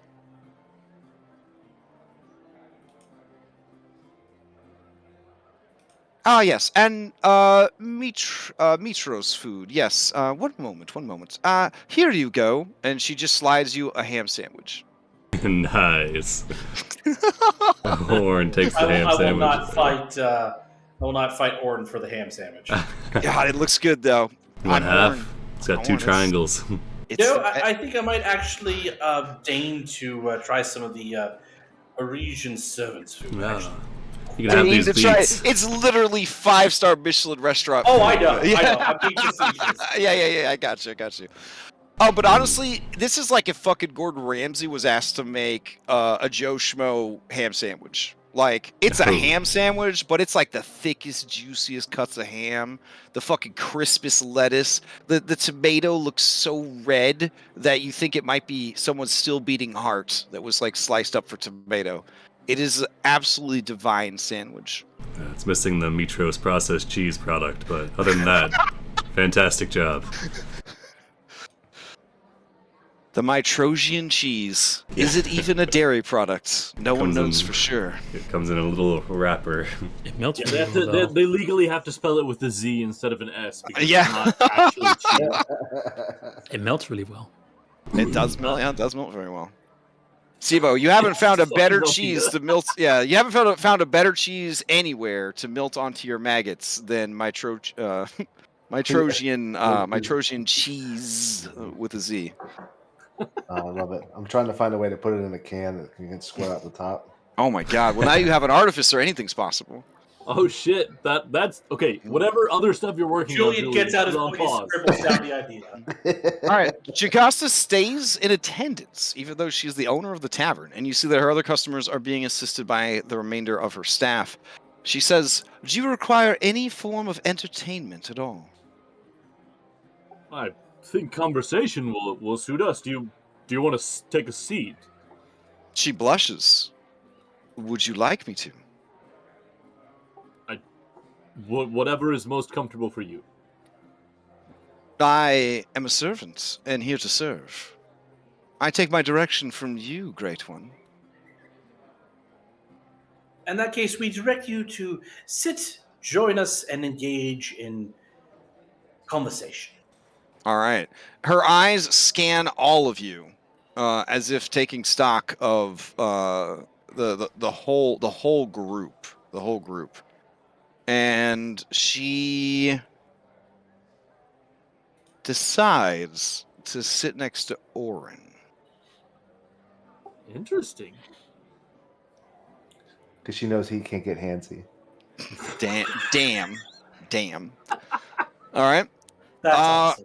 Yeah, so you guys are really squished in Just there. I handy. just want to be honest. There's corner booths, but like, holy crap! I'm gonna say that at a certain point, some of your peeps had to go somewhere else because I don't know how many people you could fit in this corner booth.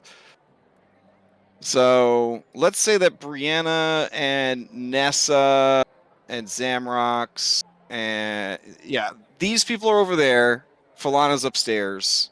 Yeah, so you guys are in the booth. There we go. And then he's at the corner. Yeah, you the know, Narcissus simps can sit by themselves. yeah, and then this dude's muscled right. in. There we go. So Tarius, you mentioned the coastal Tritons employed as scouts. That's very interesting to me. Do they know, similar to the rest of the nation, do they owe no allegiance to the Titans then?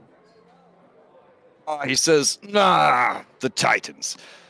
No, they have forsworn other gods, and while they do pay respect to Sidon, they have left behind the foolish." And he kind of like catches himself, and he says, "The Tritons of Aresia are Aresians first, and worshippers of Sidon second." Unfortunately, it seems to, in recent years, gone the opposite way in Mitros. And you can tell that he's had too much to drink because he says, "From what I understand, it's not just the Tritons that feel that way." I wish you were wrong, but no, you're unfortunately close to the truth there.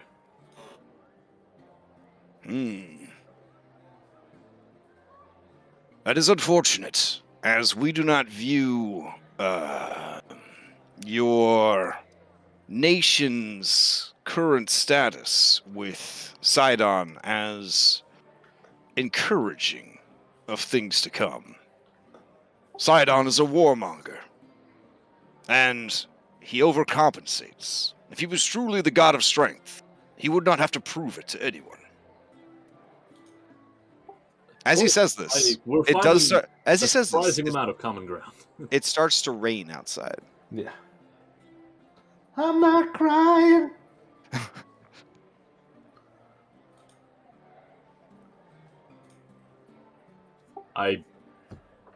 Surprisingly enough, I couldn't agree with you more. I'm not thrilled with the city's current involvement with the Titans either.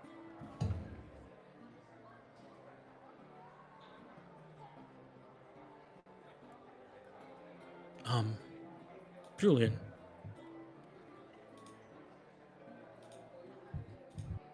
I feel terrible about not having a map for this place. Last time I was like, "Oh, make sure you have a map next time," and then I didn't. Oh well. I couldn't find one that I liked that really like subbed it up well. Oh, so you turn to Julian and say, Yeah. With Torres just mentioning Sidon overcompensating, there's something that we learn recently about how it seems like all these men who have came into contact with Lutheria have like changed, become something, or acted crazy. I don't know. I feel like that might be something to do with Sidon as well. Either she manipulates them or at least gives them carte blanche to give into the darker elements of who they are. I mean, we certainly have learned that our predecessors were not the best of us when it comes to one's sense of morals. Mm-hmm. now as you guys are having this conversation, Torius is continuing to drink, and every time he gets a fresh bowl, he does pour out a bit for Lutheria, and you do notice that all of the people here drinking do the customary pouring out a small amount for Lutheria before imbibing. Those that are drinking wine. Okay. I mean, that makes sense, because we already learned that they were very, like, letter of the law. Yeah, they follow the rules, yeah. It wasn't brought up, but does it seem like maybe there's a place in the tour where they seem to sacrifice animals to Sidon, or is that... Your general understanding is that they do sacrifice to Sidon before any sort of sea voyages and stuff like that. And then when bad weather comes around, they do sacrifice to Sidon to lessen the effects of storms and bad weather on their olive crops. But it's more of like a public infrastructure thing here than it is. It's like, oh, there's a storm coming. Well, go get the sacrificial animal, sacrifice it. Okay, like they don't really invest emotionally into religion. Like it's just another part of the bureaucracy of their life.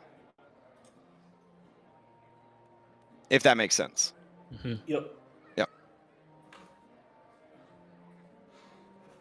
So I guess they're kind of like casual Catholics in that way, you know? Like, why are we going to church? Because it's Christmas! You know, like that kind of thing. Like that, yeah. But they just sort of, you know, like, if it was like, oh, you have to tithe 10% of your income to Sidon, they would just tax 10% of their income to Sidon, because that's the rules. Like, that's what you have to do. You follow the rules. I mean, what? How hard is that? Like, that's literally like a Regent's attitude. It's like, you follow the rules. Like, how fucking hard is that? No. Impossible. Oren continues to munch on his sandwich. So, I'm not saying that I'm planning on doing this, but just out of curiosity, can I breathe soup? Like, would that be doable? This soup, yeah. This soup. Okay. Yeah. It'd be a little, I mean, now that it's cooled especially, at first it would be very painful. It'd be like swallowing soup. Yeah. But as a fish creature, you would probably be able to breathe it and taste it differently than using your taste buds. It'd be a different experience for it. But your gills don't have any taste buds in them. Like those are in your humanoid mouth. If Yeah. we get a wish spell, Also, if I and I wish for understand my correctly, gills to have taste. Just remember, Pinky's out. Check. I got you. No if I problem. remember correctly, don't your like doesn't like water supposed to go through and come out, and you just get the oxygen from the water, Yeah, pretty much. so it's just gonna fall through you. Then I could just continually taste soup if I want. Oh, we won't be tasting it. No, this is if this is post wish where I wish. Yeah, post wish. to taste Yeah, my post gills. wish. Yeah. Mm. I mean, Ooh, it's although the if I sa- get knocked into shit again, So Jacasa leans into you, Orin, and says, "Do you find this sandwich to your liking, Dreamwalker?" Yeah, in between bites of sandwich, Orin nods, says, "It is very well done. Could use some cheese, but very good attempt for Aresia.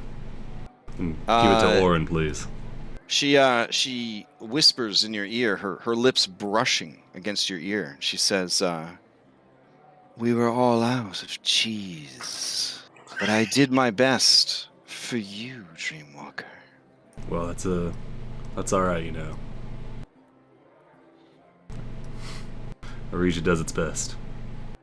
Yeah. We try, as does Mitros in their way. I only wish our two communities could find a common ground. As she says this, you feel her hand on your exposed thigh. I'm gonna give Orin a wisdom check. Okay. He's like, Oh shit! he's eating the sandwich. He's like, hold on a second, something's up here. Yes, it Okay. is. Sounds like it. Your wisdom check makes you realize that this woman is trying to seduce you. And she seems overly fond of your title that you never asked for. Hmm. And her hand is on your leg. Yeah, Orin kind of looks over at her. She's wearing like the typical Aresian kind of. I guess she's dressed more like a servant, right? Yeah. She has a tunic, but the tunic is a bit more artistic, and there's more embroidery, and there's like jewels and gems and things like that. Now, I've seen like Lutheria priestesses before, and they have like their symbol of Lutheria. Does she have anything resembling something like this on her? Oh, that is a great question. Go ahead and give me a either perception or investigation. All right, I'm gonna use my inspiration on this perception. Oh shit! Can you come into secret chat? I can.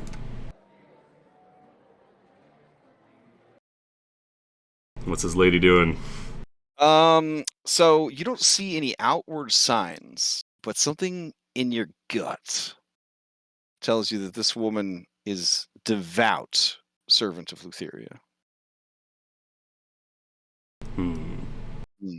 From her intentions, it seemed more like she's like. That was enough. These Lutheria fangirl, fanboy, Dreamwalker simps that your radar is going off hard. You got a nat 20 on this. Okay, so it's less nefarious intentions and more like crazy, the overly attached girlfriend type. Like she would do anything to help you. Anything. All right. I mean, she would help you steal the god Narsus himself if you asked. Okay. Okay. I'll keep that in the back pocket. All right. Yeah, she's not polymorphed or anything or whatever. She's actually like possessed her or controlling her. Yeah. Well, no. It's like what I mean by different level possession is there's what Lutheria's done to Orin, and then there's what. What's what going she on in could here? do. He's just trying. This is a rough OOC to walk back into. Man's Yeah. just trying to eat his sandwich. Jeez. So Chandras clears his throat and says, yes, well, food and drink, etc., etc. Are we not going to discuss the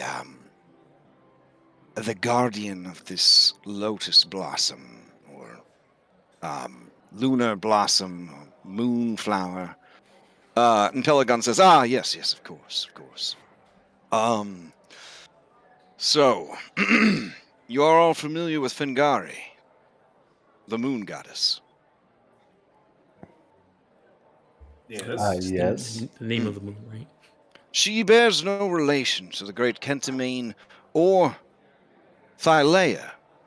She is an admirer of Thylea who came here pursuing Thylea as she drifted through the infinite void of creation.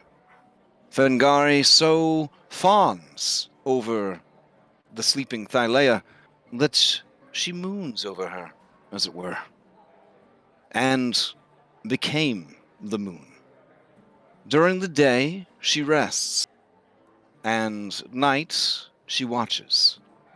Sometimes she grows tired, and her eye closes, and sometimes her eye is wide, taking in everything, missing nothing. Sometimes her love for Thylea is so great that she is driven to tears. When those tears fall upon the land, a moonflower will blossom forth. It is said that the moon flower can cure any affliction if its petals, freshly plucked, are boiled into a tea and sprinkled with the dust of a diamond. It is said even that it can bring life back to the dead, even without the permission of Great Lutheria. It is also said that any mortal or beast who eats the flower, freshly plucked, of course, can gain godlike powers. Ooh. Though it is also said most mortals never survive the process.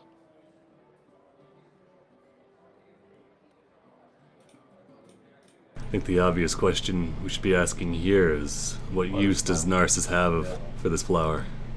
Agreed. I have my suspicions, but I am not at liberty to air my muse, my lord, my god's business. Know only that it does not impact our mission.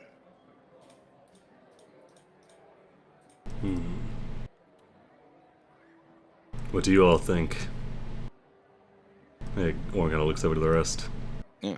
Chandra says, I think we still haven't heard about the Guardian. We just know that the flower is from the moon. It's a moon flower. I sort of made that guess myself. I think we've made up our minds about pursuing this second trial, of course, but I think we should give some thought as to the motivations Narsus has for giving it to us. The Queen's motivations requesting a ship comparable to the Ultros is pretty plain on the face. Okay. Diocletes says, who are we to question the wants of a god? The We people that live will to furnish serve. him.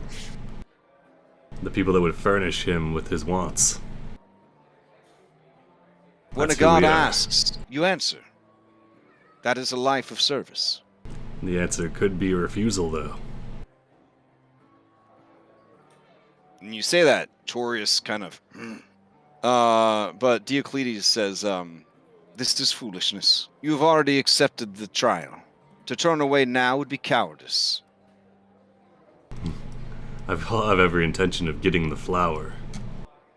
Then the reason why matters not. Oh no, it There bloody well might be matters. there might be better places for such a flower. Who are we to decide? Narcissus has claimed the flower. No, Narcissus asked us to go and get it. There's a difference. Oh, his eyes go wide behind his pretty boy hair, and he says, do you speak of stealing the flower? Right out from under my god? Oh my god, you are so dense. No, what Orton was going on about was asking motivation. Oh, when you say that, this asking guy why. in a very stirred voice, he says, now, there's no need for that sort of talk. And Tarius is like, I am pretty dense. And he's like poking himself. Oh, yeah, sure. No, Oren's asking a perfectly legitimate question. You will keep going on about fawning over Narcissus and serving him. Well, if someone who's having their every whim catered to is asking for such a powerful flower that they're already god, so the whole godhood aspect of the flower doesn't mean anything, and then All it's a matter right, of bringing someone fine, back from the fine. dead, or I will tell you, Julian of Mitros. Gods, but you talk a lot. This is something that needs to stay at the table. The people of Aresia are currently dealing with a powerful Minotaur warlord by the name of Zakroth. If Zakroth were to come into possession of this, he is known to have a legendary constitution. If anyone could survive the consumption of this divine flower, it would be him. And then the city of Aresia would have a true problem. Not just some foolish barbarians clanging their axes together in the hills, but a force led by a living god. If you I am switch- sure Narsus wishes to have the flower removed from his grasp, but does not want to alarm the people of Aresia, and that is why he's reaching out to you. I'd like to insight that. Yeah. Okay. Or just like an insight. He'll just kind of take him on the nose, say, if this is true, then I've no quarrels with acquiring and giving him the flower. All right, Julian, I need you to come into secret chat. Okay.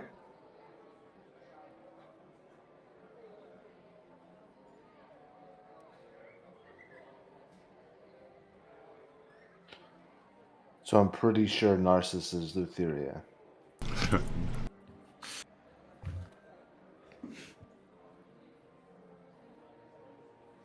They're both pretty hot. There's definitely a connection there. Yeah.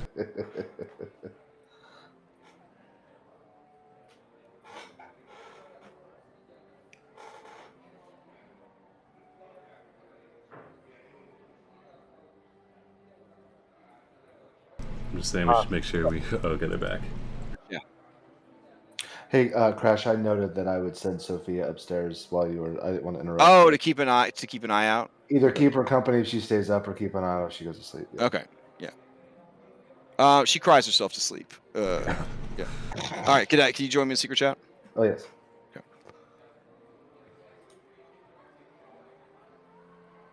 Yeah, I was just bringing it up because, like, it's a pretty powerful thing. We had a couple people that could use that, namely Kyra, but, so I just want to make sure it's going to the rightful place, you know.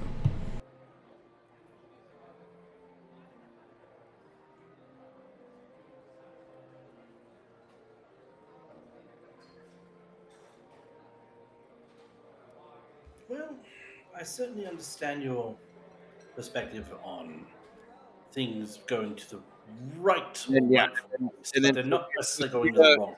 Just stay there. All right, got it. All right. So, so Chandra says, yes, great, great strategy. Now, what about the guardian? Diocletes says, yes. Well, there's a creature that long ago it consumed one of these flowers. At the time, it was but a small bat, seeking nectar from flowers, as bats of that particular species do. It tasted the tears of the moon and could not help itself. It consumed the flower and changed into something greater than it was. But it became obsessed with the nectar of that flower, now gone. And so the creature, every night, flew the skies, surveyed the land, and sought another such flower. In the end, its great quest was a success, for it found another lunar blossom and claimed it as its own. This creature, no longer a simple bat, but now something far more terrible, guards the flower night and day, and once a month partakes of the sweet nectar of the flower to sustain itself. This creature is known as the Nycteridia. You may give me a knowledge history, or I believe we do a handle animals for monster now to kind of like give handle animals a little bit more to do. So handle animals with intelligence or history with intelligence if you want to see if you recognize the name. You gotta be trained. I would say it's pretty obscure. So the DC is going to be pretty high. I don't know if you'll make it without training, but you could try. I'll give it a shot. Yeah, Dronkos, bat monster. It's a bat monster. Oh dang, Warren, you have actually heard stories of this creature. Ah, yes, the Oh, Nectarian. holy shit! The Nycteridia, or sorry, the Nycterida. It's very hard to pronounce. Hold on, let me ask my robot how to pronounce it. Hold on. Victoridia.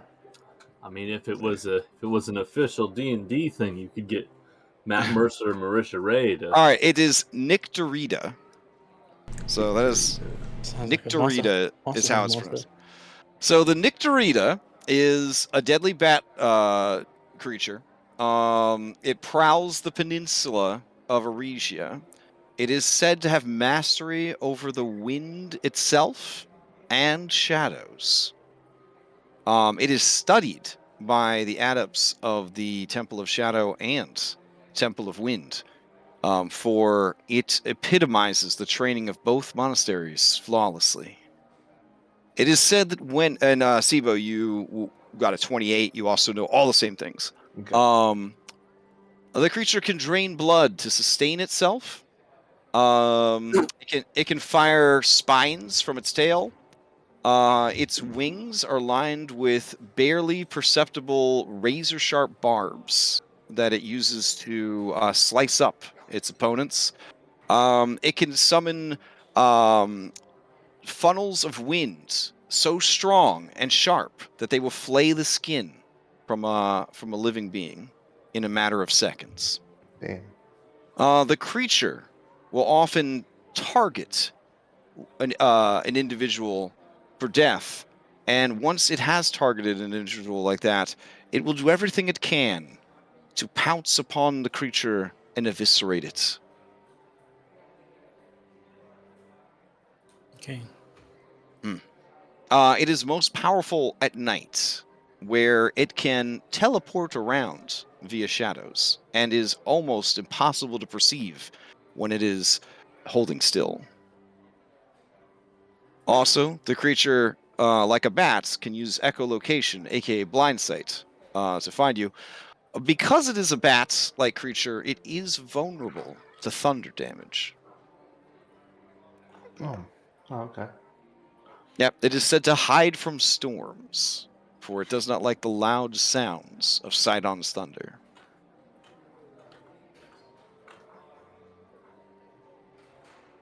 Though, the stories that both of you have heard are recorded from years and years and decades ago. The creature hasn't been seen in almost 100 years. So it's But possible is- it's dead. So we're sent to. This thing isn't necessarily. We don't have to necessarily kill it. We just have to get the flower that it's nearby. Correct. The flower that it's completely obsessed with and now sustains its life. Yeah. Right. I feel bad about killing unique monsters, though. Sounds like this creature might possess some divine magic, almost some sort of divine spark-like quality. For sure. Nice. I mean, it ate the flower. So we sacrificed to. Could this be a Valis fated already? monster? No, we sacrificed the Kyra. Okay, so we haven't sacrificed to any of the depowered gods yet. Not since No, they we been gave one to depowered, no. Kyra. Yeah, but then she lost it. Yeah, true. Yeah, you know, by dying. Yeah, I mean, we did give her a spark there. Yeah, we did. So clearly the next one's for Versi, is what you're saying. Yes, obviously. Okay, Obviously for Versi, I Okay. say with my fingers crossed behind my back. I would. Maya would like to. Maya would like to sacrifice this thing to Thylea, since the moon Well. seems to. I mean, I feel like we should try revere- to get the underpowered Yeah, but gods I back mean- up to not having a permanent level of exhaustion. Yeah, I don't know. Maybe that's understand. just me. Yeah, that is We're- just you. I think we're all in agreement that we should try and You slay hear the beast. you hear some tense increase in volume on the other side of the tavern, and you look over and you see someone in a region has their finger pointed in Telemachus's face. They are playing the game of 20 squares, and their region says, "Do you cheat me?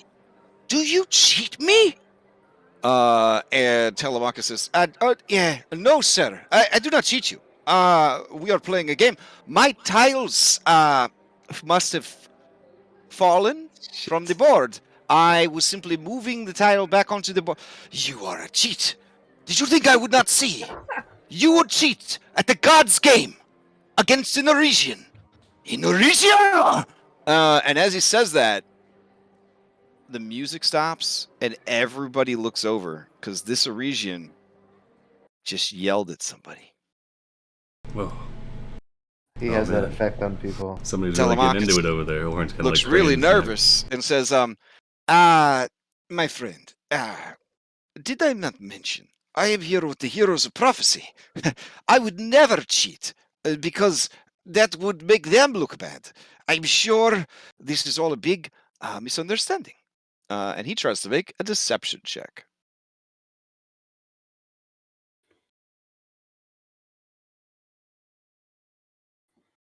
A big misunderstanding. All right.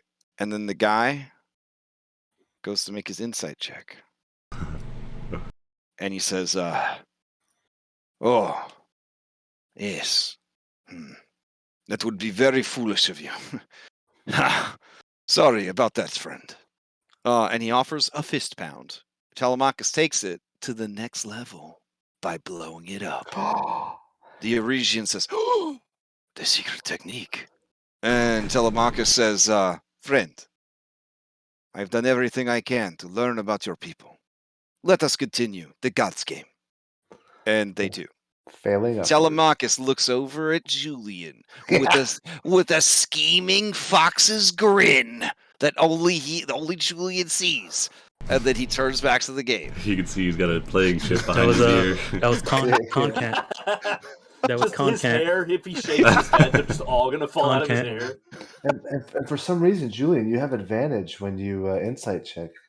Telemachus now. He's Oh man, that would be crazy. Content right there. I swear to God, if any one of you try and feed him that fucking flower. All right. not a bad idea. We can sacrifice the beast to Telemachus also. So Diocletes says, it is late. It is nearly 9 o'clock. I return to my grove to sleep. I will be back here at 4 a.m. Later than the normal start time for journeys such as these. I will give you time to sleep in. And he canters out. He said what time? 4.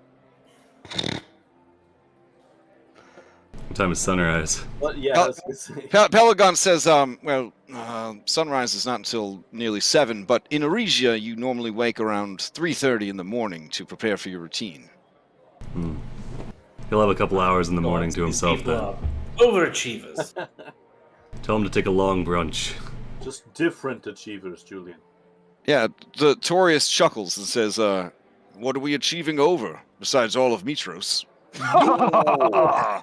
Sibo laughs at that. Yes, that's why you placed first in the Great Games. Orin quickly gets it out before he moves his feet under the table. The music stops.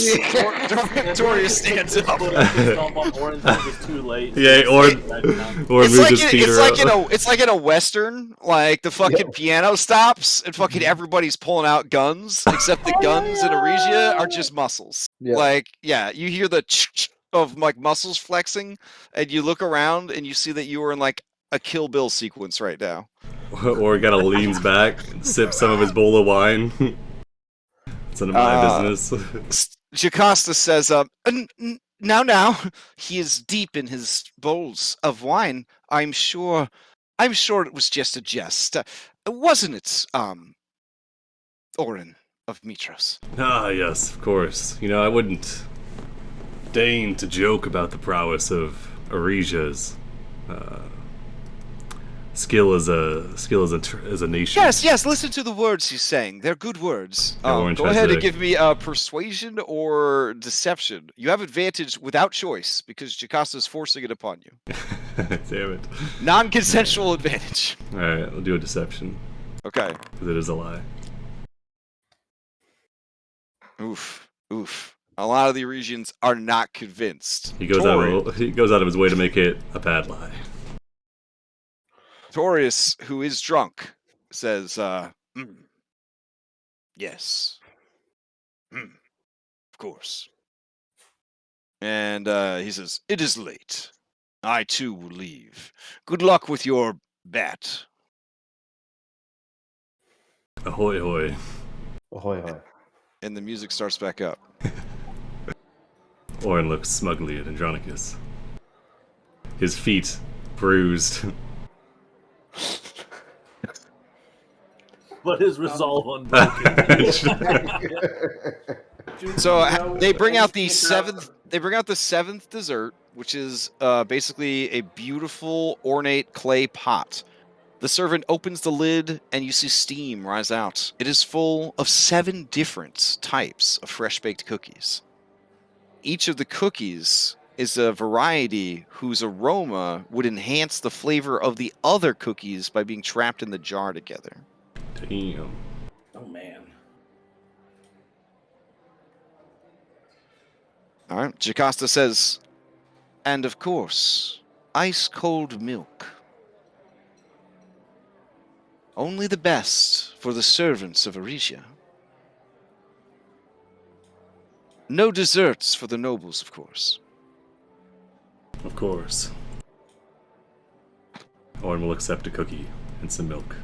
Pelagon looks longingly at the cookie, but you can tell he's like a dude who like all his friends are doing keto, and like he's trying to do keto, but he's kind of hating it. Like he just looks longingly at the cookie, like he wants it real bad. But all he had tonight was stone soup and raw parsnips. Oh, these cookies are fantastic. I will pull 8 cookies onto my plate. Oh, jeez. And well, you said there were 7 different types. So oh yeah, I 7 different types. Yeah, of course. But I'm gonna sneak an extra one, and I'm gonna look around, and I'm gonna sort of cast Mage Hand and float that cookie over to Pelagos. Like under the table sneakily, Yep. or like Yep. Okay. All right. He gives you a look, and then nods slowly. Now this is a big ass pot too. It's like I don't know, like 2 feet across. You know what I'm saying? But kind of shallow. It's just full of cookies. All right. What's going on with Jocasta? Is she still Having made no actual progress with whatever she's trying to do with Orin. Yeah, with that, Orin would have said, he said, I'll need to rest tonight to be in good shape for this Nicorita, but perhaps when I return I can tell you about how we fared against it. Ah, I look forward to your return then, hero. Would you be terribly embarrassed if I gave you a token to take with you on your journey, to perhaps ensure your success? As long as it's not rock soup. She chuckles and says, no, I understand that someone who walks in dreams might have different tastes. She leaves, and she comes back with a very fancy-looking potion. She says, this is from my private stash. It is quite powerful and potent. It is a potion of superior healing. Oh, damn. Does it, I assume Warren recognizes it? I I mean, you recognize that's probably a healing potion, but then Okay. she explains the potency of it to you. Okay, yeah. Many thanks. This could Cha- prove Chandras extremely useful. lets out a very Zamrock's growl when he hears about this potion. He's like, Chandras, would like- you like to have a look at it? if you don't mind terribly much. Yeah, Orn will pass it Alright. over. All right, yeah, he unstoppers it. He gives it a sniff. he kind of runs his finger along the rim. He tastes it. He closes his eyes. He says, "This is exquisite. Who made this potion?" And Jocasta says, "No, I did." Can I insight that? Sure.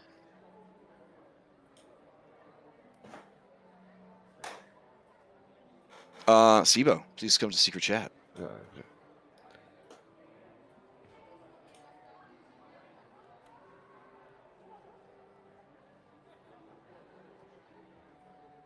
I've got oh shit. We got Chandras sniffing here for you.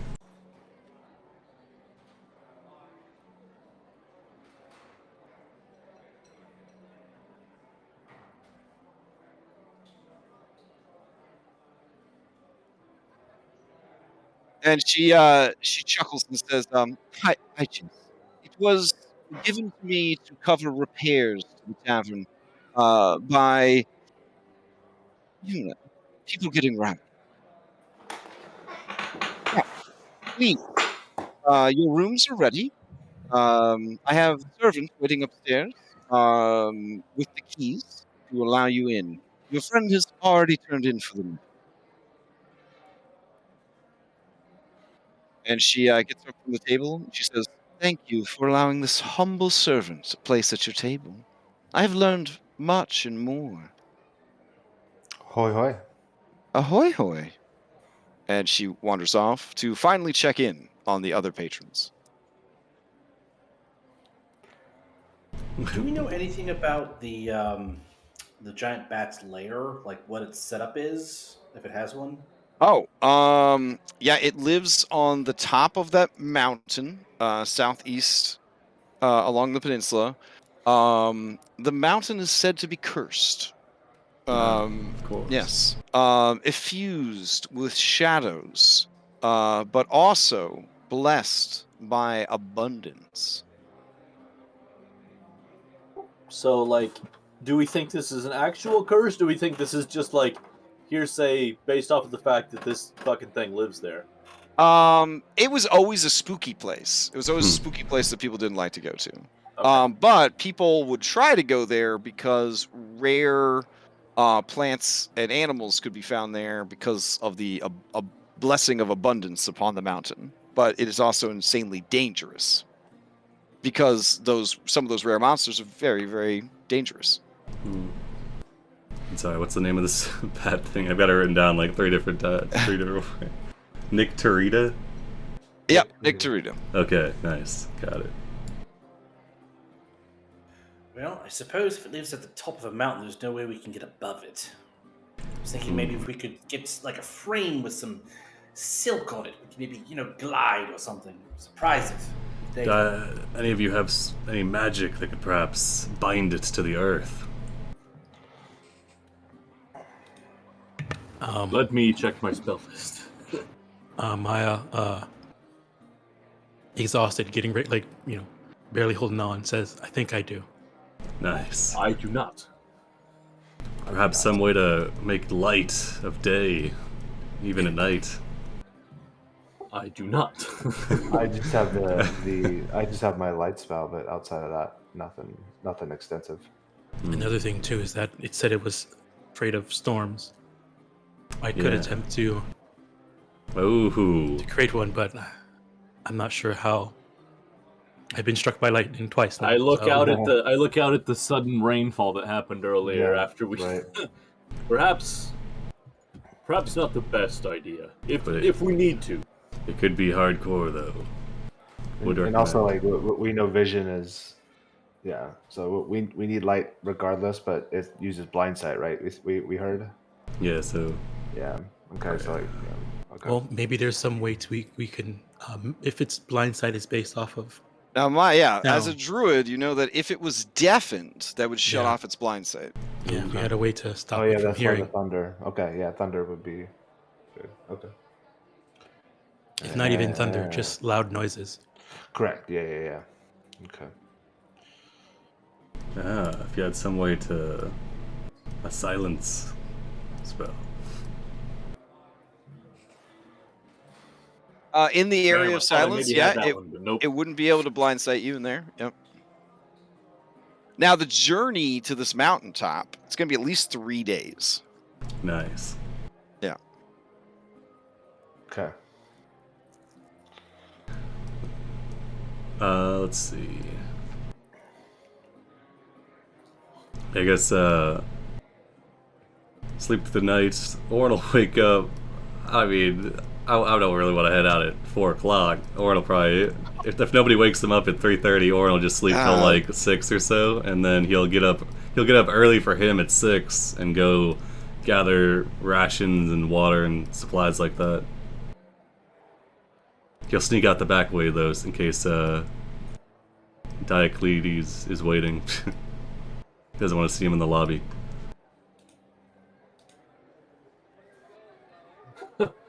You get outside after Diocletes comes out. I've been waiting for you out here for hours. Where are you?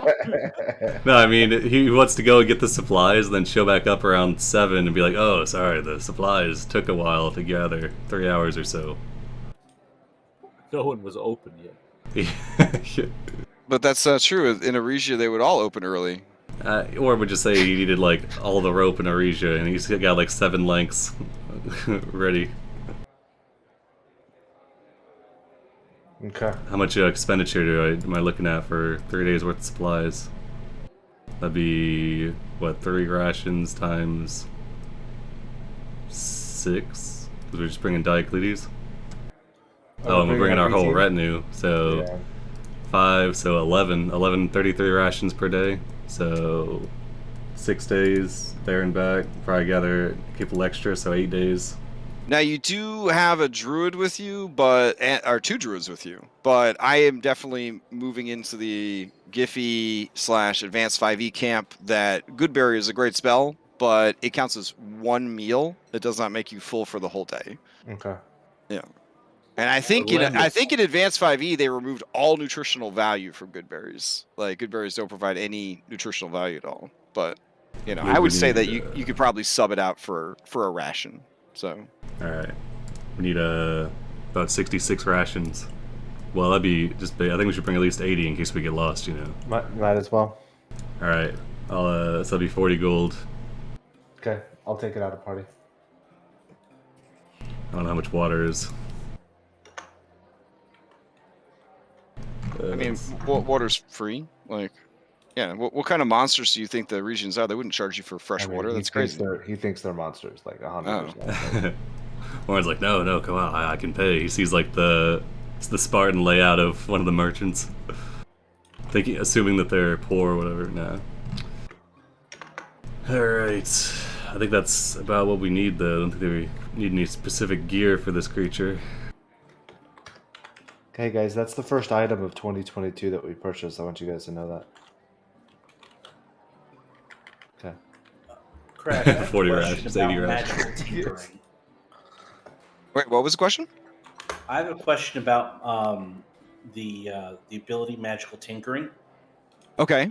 So I can invest a spark of magic into mundane objects. Specifically, I can make an object continuously emit my choice of any odor or nonverbal sound, like wind, waves, chirping, or the like. The chosen phenomenon is perceivable up to 10 feet away. Mm-hmm.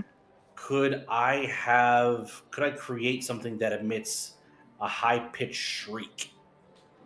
Yeah, you could make like a horrible bat whistle, essentially. Yeah, something that would deafen it if it got too close. I wouldn't say definite, but it would definitely be unpleasant for it. It would definitely, I would say, mess with its blind sight. Yeah, that's what I'm trying to do. Within 10 feet of it, yeah. Yep.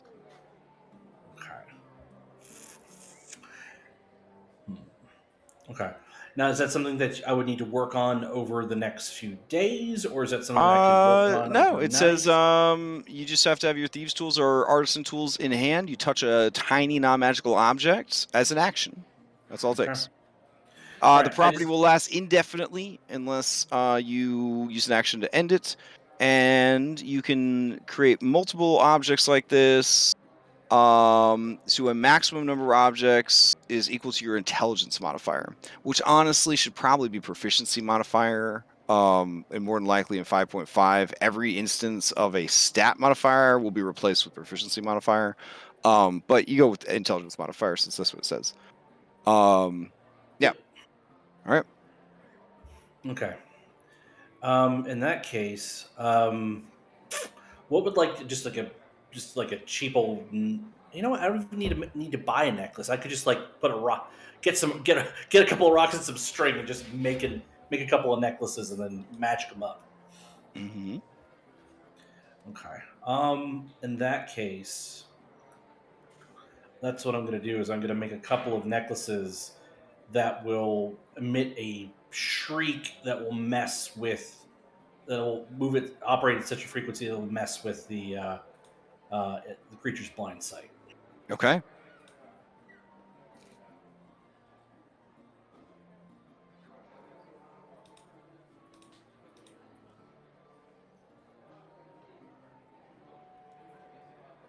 Now, if you make them now, so you're going to make them closer to the fight, obviously, right? You don't want to carry these super obnoxious, Right? Yeah. high Yeah. pitch I'm ring. gonna Okay, make. okay. I just wanted to clarify that I could do that Oh before. yeah, for sure, for sure. You do like a prototype that night before bed, sort of thing. Yep. Okay. All right. Any other preparations you need to make? It's pretty late at night at this point, and Aresians turn in early so they can wake up early. So it's doubtful that any shops are going to be open tonight for supplies. I would like to find Jocasta after everyone has left. Okay. Jocasta, of course, being an exception to the rule, Right. is you can tell that she's very tired. But she stands behind the counter now. And as the staff is dwindling, she is sort of speaking to people, and then she kind of sees you approach on your mighty steed, I'm assuming. No, I'm gonna do ritual cast unseen servant. Just have it kind of carry me around like a Okay, token. okay. It's She just sees you keep doing that. levitating as you approach, and her eyes go wide. It's magic. It's fine. So I caught that you actually did make that potion.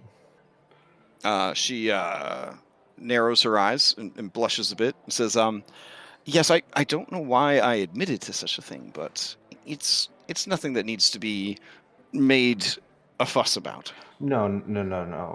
But I'm curious if you have schematics or recipes or things like those are things that would be beneficial to us. And I know obviously that comes with a cost. So I'm curious, you could sell that, or if you have other potions that perhaps I could take off you, or even other items that maybe could help us with this mission we're on.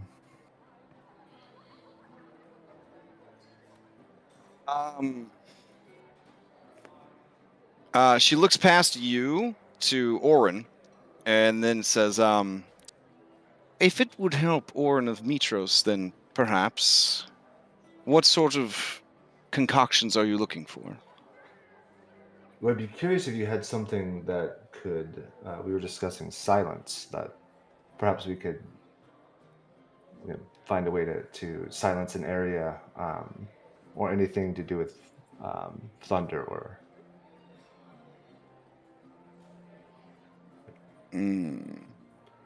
I assume She it's says, not a potion, but yeah. I have a potion that can render you invisible.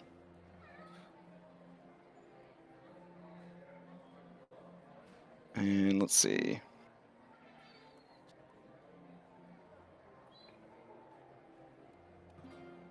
I'm checking something real quick.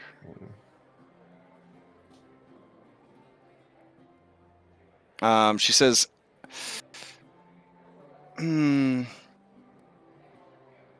I'm sorry. Beyond the potion that can render you invisible, I only have a few simple healing potions. No, it's okay. It's a long shot anyway. How much for the invisibility potion? Let's see. Hmm.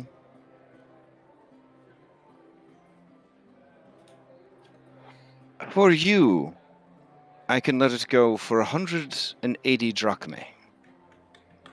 Very well. I will take that. And if the creator of these potions can remain a secret between the two of us, you may take this as well. And she slides a basic bitch healing potion across the Yes. counter. Absolutely. No, I have no intentions of announcing where I received this. Mhm. I appreciate it.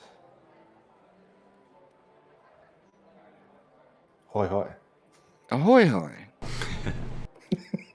Fucking greedy. And I'll levitate away on my unseen servant.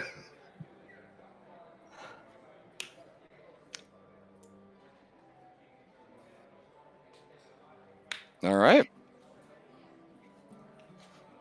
Meal as So well. we haven't had like some long overland travel in a while.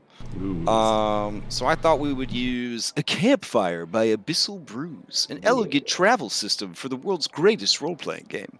ooh, That's fantastic. a big statement there, because I guess they don't know about the Aresia Dungeons and Dragons version, but that's fine. All right. So in this version, there is phases of travel, preparation, expedition, and resolution. It's really just a super dolled up version of what we were already using with skill challenges and whatnot. So preparation during this phase, the important task of setting the challenges of the road will be resolved. You got to figure out how long it's going to take. You got to figure out what kind of terrain you're going up against, and you got to figure out the upcoming weather conditions. Well, it started raining, and it has not stopped. So that isn't good. Yeah. Just a small FU from Sidon. Right.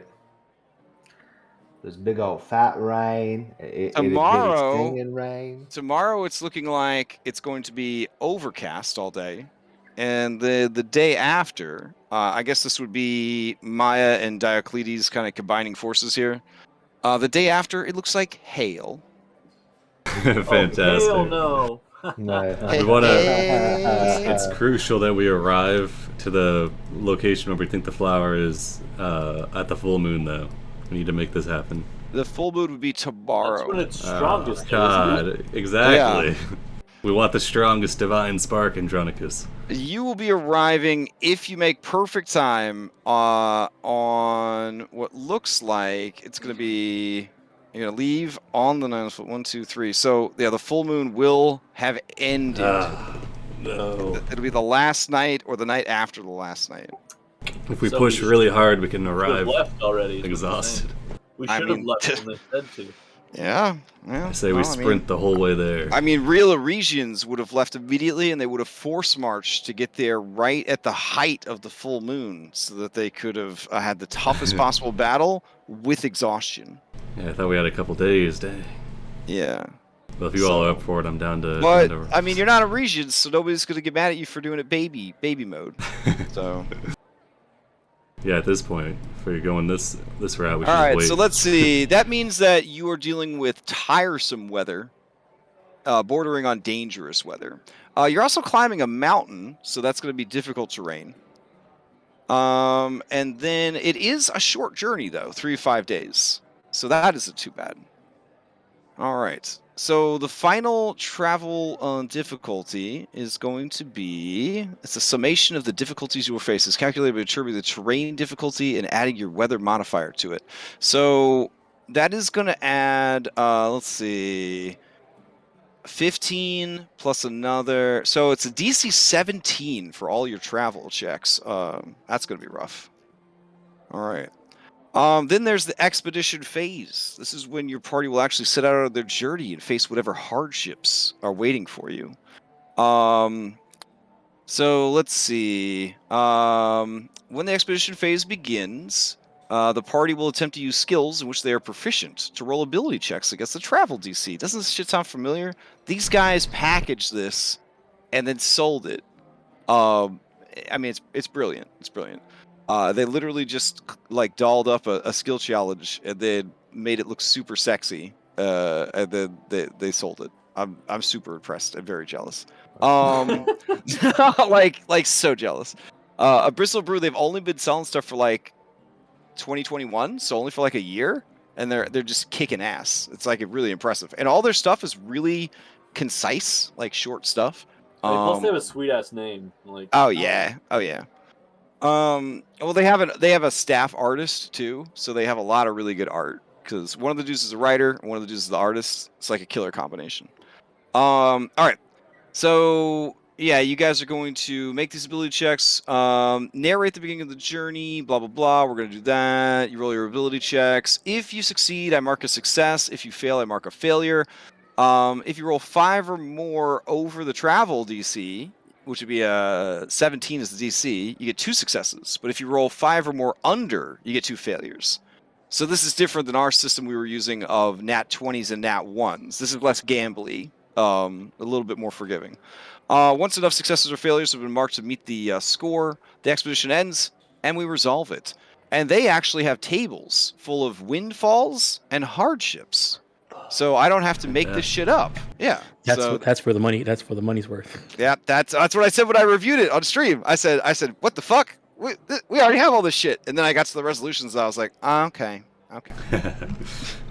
All right. So yeah, basically a skill challenge, but now I actually have tables to give you stuff here at the end. So all right. Or we'll use Oh, so we getting into it? Yeah, I'm assuming like let's put on some cool music here. Hold on. Serene, overcast, hail. Yeah, right. And just to make sure we got everybody accounted for, it's the 5 of us, the 5 BT members, which is Telmach, Brianna, Nessa, Chandris, Zamrox, and then we're taking Diocletes as well. Okay, now I don't want to shame any of the centaurs, but they do eat 4 times as much food as a human being. Oh shit. Let's see, 6 times. And we could probably 6. find stuff on the way there too, right? We can forage a bit, Foraging right? is part of the process, yeah. These berries look real. Yeah, or Don't worry, I can get rid of poison. That's true. Yeah. I guess yeah, we'll just start off using perception to try and find the easiest route through Now the. Jocasta keeping a less Aresian schedule is not there in the morning, but one of her servants greets you guys at 4 a.m. They come to your rooms to wake you up. Oh no! And they say, heroes, your friend and ally Diocletes is downstairs waiting for you. We have prepared a traditional Aresian breakfast for you. Dry Sands. Cold gruel. Yeah, cold Yeah. gruel. You have a traditional Mitrayan breakfast alongside that, or Or No, a Norwegian As you murmur that, the servant, with a blush in their voice, says, "For you, Orin the Dreamwalker, Jocasta made special instructions. You will find your food in a delicate wooden box outside your door. It has 3 ham sandwiches in it." I won't complain. I guess we're getting up at 4 then. Man, this track is mastered real low. Let me see if I can find it louder. Hold on. I don't know what it is about Skyrim music. It's the best travel music. Yeah, Warren's he gets up, grabs a ham sandwich, posts an airplane in the Discord, and starts getting ready. All right, yeah, I'm turning it up to about 73%, 70%, so that I can actually hear it. I mean, mileage may vary on the ambient rain. All right. So yeah, do you guys actually go down, or do you make Diocletes' way out in the rain? No, Sibo will go down. Okay. Yeah, I'll head down too. He's not waiting inside. Floating Yeah, on his. of course. Wait inside. Do you think this guy's a fucking baby? Like, No, I it's just admire him. rain. He's hardcore. So, Okay. Crash, quick question. Yeah. With the big shield that was over the fireplace last night, with the things being like, It's only know, 33 over- degrees, guys. It's only 33 degrees outside. Oh, well, in that case, I should have slept outside. Yeah. with the there not being anybody in the great room anymore, can I go up and take a closer look as we're kind of making our way out of town at the shield? Is there anything special? Oh yeah, about sure, it, sure. The shield is super dope, and for you, obviously magical. If you had someone who was an expert in history, they could probably tell you about it. If only we had something like that. With expertise and a keen mind. Oh, Sibo, by the way, when you looked at the shield, you immediately clocked it as the Shield of Stolos. The shield. It is the shield once used by Stolos, the most famous Aresian adept of the Temple of the Shield. Said to have never been wounded in battle because his defenses were impenetrable. I forgot to ask what temple Taurus was from. Oh yeah, damn. Temple of Muscle. Temple of Swole, yeah. Turns out he's from the Temple of Tranquility. Oh yeah, I meant to say yesterday. Do we think that we should stop by the Temple of Shadow and the Temple of Wind to see, because it said that they studied this creature, so like to see if we can learn anything extra about it more specifically? Oh man, yeah. I mean, as you say that, Diocletes says, that is an excellent idea, but it is already 4:30 in the morning. They've likely already begun their early morning training routines. I'm sure that we could talk to them as we're participating as a way to show appreciation of their dedication. All right. He looks at you, he raises one eyebrow, and the eyebrow says, you could not survive training with these people. But he doesn't say that out loud, and he says, why not? Andronicus points to his level 7 PC character sheet and then points at the Centaur's like CR half NPC sheet and raises an eyebrow back at him. Okay. He chuckles, takes a deep breath, and his pecs kind of flex at you. And he says, mm-hmm. I am a level 7 Giffyglyphs. Oh shit, No, CR7. Level 7 CR I is not level 7. Like you for breakfast. You eat pieces of shit for Level breakfast. 7 CR is not level 7 Giffyglyphs. I am a Giffyglyphs defender. I have 4,000 health. All right, so but I would definitely like to at least see them train, if not participate. Yeah, for sure. Although they might not let us if it's sort of like a national secret sort of thing. But it's worth a shot. As long as it's not a national treasure. Yeah, you know what? They will bring you by. Which one do you want to go to first? The Temple of Shadow or the Temple of Wind? If it's still dark outside? Temple of Shadow is you'll pass them on the way out because you're going out the Shadowed Gate. Okay, so we should probably go. This to Temple of gate Wind is first. in the shadow of this plateau and is always in shadow, regardless of the position of Helios. That's I not see. how the sun works, but okay. You trying to borrow their sacred shield? Magic. Are you really going to go borrow their shield? I was Feels gonna like a ask. I wasn't bad gonna decision. steal it. Okay, I mean, seeing you admire the shield, one of the servants says, brave hero, do you need something? I was just admiring this magical shield. I didn't know if there's any chance that. Yes, I might be it able to is one of borrow the this prized for me. possessions of Mistress Jocasta. The Shield of Stolos.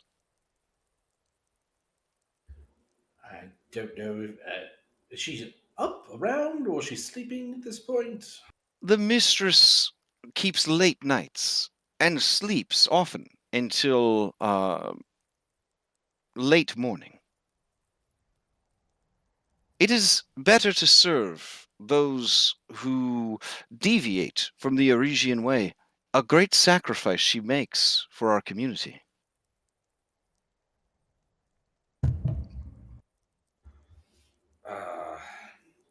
See, it's better to ask forgiveness than permission, but I really don't want to piss her off. So, like, with Siba looking at the shield, like, do I have a sense of, like, what it could do? Or, like, The what servant says, "A brave hero such as you has nothing to fear from a simple yet beautiful woman such as Mistress Jocasta. We are at your mercy, hero." Yes, but it's not particularly heroic to take advantage, now is it? I mean, the servant says, "Of course not." Bad timing. Never mind. And I'm just gonna leave it. Oh, okay. I mean, Julian is finding his conscience and is becoming more scrupulous, so he's not just gonna fucking steal it. Okay. Fair enough. Julian's growing. Character growth. Man. So proud of you. Yeah. Who Before knew he- letting You his leave a grandpa... prestidigitation mustache on the shield. Yeah. though? He was willing to just take a goat, but this prize shield was like, nope, I can't do that. I mean, no, Siba would have been like, "F no, don't touch that." If I was there with you. Yeah, you show up dragging this like heavy sacred shield through the woods. It's Yeah. like, Julie, what is that? Yeah. I just thought we might need it. All right. So Yeah. you guys are swinging by... You want to go by the Temple of Shadow first or the Temple of Wind? If we're gonna I see, think wind, since we're gonna go well, out. the actually, shadow. actually, is it still dark outside? Because Yes. it's so early. Should we go to shadow before it lights up? Well, I'm sure that they have shadows everywhere, so that it doesn't. But All right, yeah, we can go to wind first. All right. So you journey to the Wind Shrine. I need you to make a Constitution saving throw, or athletics check to climb to the top of the plateau where the Wind Shrine is. Are we well rested from sleeping at the? You are well rested, yes. Okay. But this is your only well rested for quite a while, right? Because you're going off on this dangerous adventure in hostile, cursed lands, et cetera, et cetera. Like, oh, wait at the bottom here. You guys can go and talk to the wind monks. Okay. oh, that's bad for me. Mm, mm, Nope. mm, mm. You're pretty close, Andronicos. At a cost. All right. Maya, you are completely exhausted climbing up the All right, I the lost steep my well hill. rested. Oof. And Andronicos, it's only 5 in the morning, or 5:30 in the morning at this point, and you're already losing confidence. Julian, you rolled something super secret that only you can see. He Oh, passed. shit. No, just believe me. No, it's I failed. Oh, okay. You gain a point of exhaustion or lose your well rested. I'm gonna lose my well rested. All right. As you reach the top, let me see if I've got some flavor text for you. Gymnasium, Temple of Tranquility, Temple of Shield. This shrine is seated on a high plateau in the northwestern corner of the city. It appears to be a fortified temple that overlooks the surrounding landscape, giving you a clear view for miles. As you approach, you can hear the ringing of dozens of wind chimes.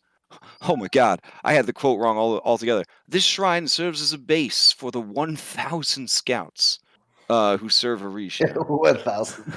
Must have a lot of bunk beds. Jeez. Oh my god. Yeah, well, so that you know I'm not just continuously making up numbers. Here you go. Is it like 30 stories? I was like, shit, these guys are rabbits. They just keep Yeah. You know, like in Final Fantasy VII, that Tower of Leviathan or whatever?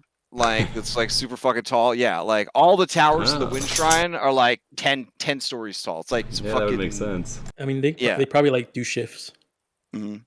and share beds. All right, so as you approach, you do see people. I'm going to regret this. You do see people on dope airbender gliders. You also see people bullet bending, basically like firing arrows. The arrows catch wind currents, and, like go around corners and shit Oh like my that. goodness. So it's like Wanted, except with arrows. Yes. Oh, shit, yeah. fuck, I need to bring It's like Serena here. it's like airbenders plus Wanted. Yep, that's what you got here.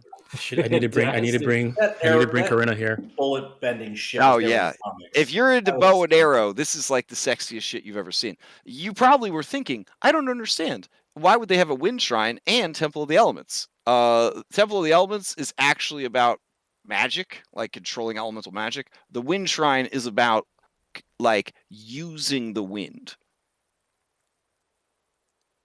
Like, so they master how to like, fly with the wind. They master how to like, bend their bow shots, all kinds of crazy cool stuff. So they also could jump really high. You see people like doing those wire jumps from like kung fu movies. They're just kind of like, what? Like all the way across the courtyard, that kind of stuff. The reason you do not die instantly from 1,000 bow shots is because you are traveling with the renowned artist and the personal druid of the god Narsus, who vet you guys on your journey up there. All right. So let's see. Are these people going to be like offended by the fact that we're setting out to fight this monster? So the leader I of think this so. place is General Niobe of Aresia. She Niobe. bears Oh, lightning. oh. Yeah, she bears lightning scars all over her body, and it is said that she once challenged Sidon to a duel and survived. But she got pretty fucked up in the process. All right. I She understand. approaches you guys with her little glider and then kind of like, fast hands it away and sort of starts walking towards you guys through the rain. And she says, Pelagos, you son of a bitch. And then he says, Niobe. And then they do like the Predator like handshake. Nice. As the rain pours down and the thunder starts up, and he says, a rough day for flying. These are the heroes of prophecy. They go to fight the great and deadly beast that guards the moonflower, the Nycterida. And she, her eyes go wide, and she says, the master of the wind. You are fools. And she smiles and says, then why have you come to me? To learn of its secrets?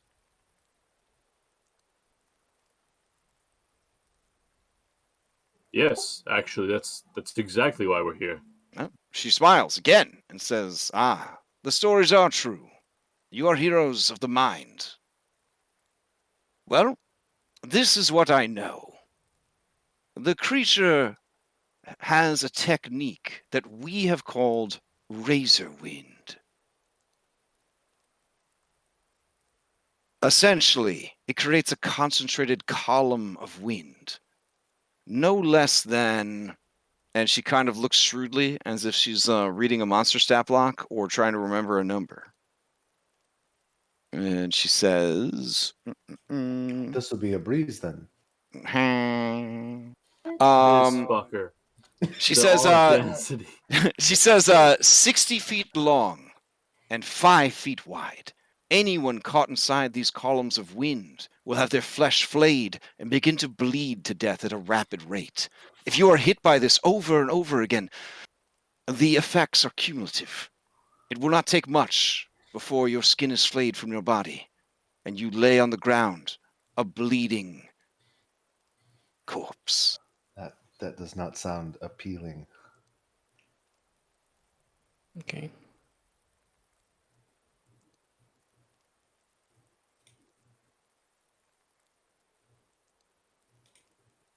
Falana pokes you in the back of the head with her pinky after that last pun. And you deserved it. You gotta keep it together. Keep it together. All right. She says, what's more, the creature is able to summon walls of wind to prevent attacks from ranged projectiles. Though if forced to engage in ranged combat, it will fire the sharp spines that grow on its tail. Much like some species of manticore. Also, the creature will take advantage of its lair and try and use the wind to blow you off the mountaintop. Oh, okay. It is able to summon gusts of wind. And you see the word gusts of wind in her chat box is bold and has a link to the spell. Nice. Tell me which say, version. Yeah. Yeah. And does it say spell-like ability or spell? Yeah, it is a spell-like ability. Okay. Unlike a mortal spellcaster, it has complete mastery over this ability. It requires no concentration upon it. It'd be great for a prison break. Wow. But is it casting a spell, or is it just sort of summoning magic? I mean, it is a magical creature. I'm sure it's still a magical effect. Do you happen to have any of those spare gliders we might be able to use for this adventure? She laughs and says, training in these gliders takes decades. Our adepts start at the age of 3. I dare say you're far older than that. And she gives you a smolder when she says that. I am a bit older, but also more seasoned and experienced. And I give her a grin. Okay. She says, we have another Laertes on our hands. And at that, Pelagon bursts out laughing and then quickly covers his mouth and reins in his emotions. Even Diocletes smiles at that joke. Okay, is this one of those inside jokes where I have no idea what you're going on about? No, I got it. I don't know if it's that inside. Yes, Sibo, you and Falada both share a knowing look. You know that Laertes is the oldest man in Aresia. That he is so stubborn and so disciplined that he told Lutheria he will not die until he has tasted the most perfect olive. And so he lives in the olive vineyards to the north. To the west. So like over in here, and there he waits patiently. And people, it's sort of like a hobby that people, if they think they found a perfect olive, they will bring it to Laertes and see if it is in fact perfect. And none have brought him a perfect one yet. This is what he looks like. Oh my god. A giant wrinkle. Seems like a great way to get free olives. And she says, with a mostly straight face, I am sorry. I should not have made fun of you at your expense, but you are well seasoned, and that is what came to mind. No, it's, But yes, it's fine. That's one of our favorite pastimes, really. The real danger of the creature is these columns of wind, though our rivals at the School of Shadows would probably claim one of its other abilities is much more dangerous. For me, I know the truth. Being blown off the top of a mountain, well, that's the end for most. And, should you not be so lucky, it is hard to fight with your skin removed. A wise proverb. I appreciate you making the long trek up the plateau in the rain.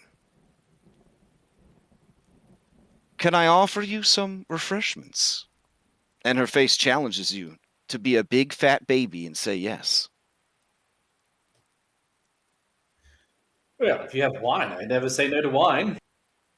The walk itself was refreshing enough for me. All right, Well, above not your all of us are bloody tritons. above your head, you just see like Aresia points just going like ding ding ding, and then when Julian's like, "Oh, I'll have some wine," you just hear bwah, bwah, as it just like it's more and more bankrupt. Yeah. She claps her hands, and young servants bring you out fresh baked bread and the sweetest, most refreshing wine.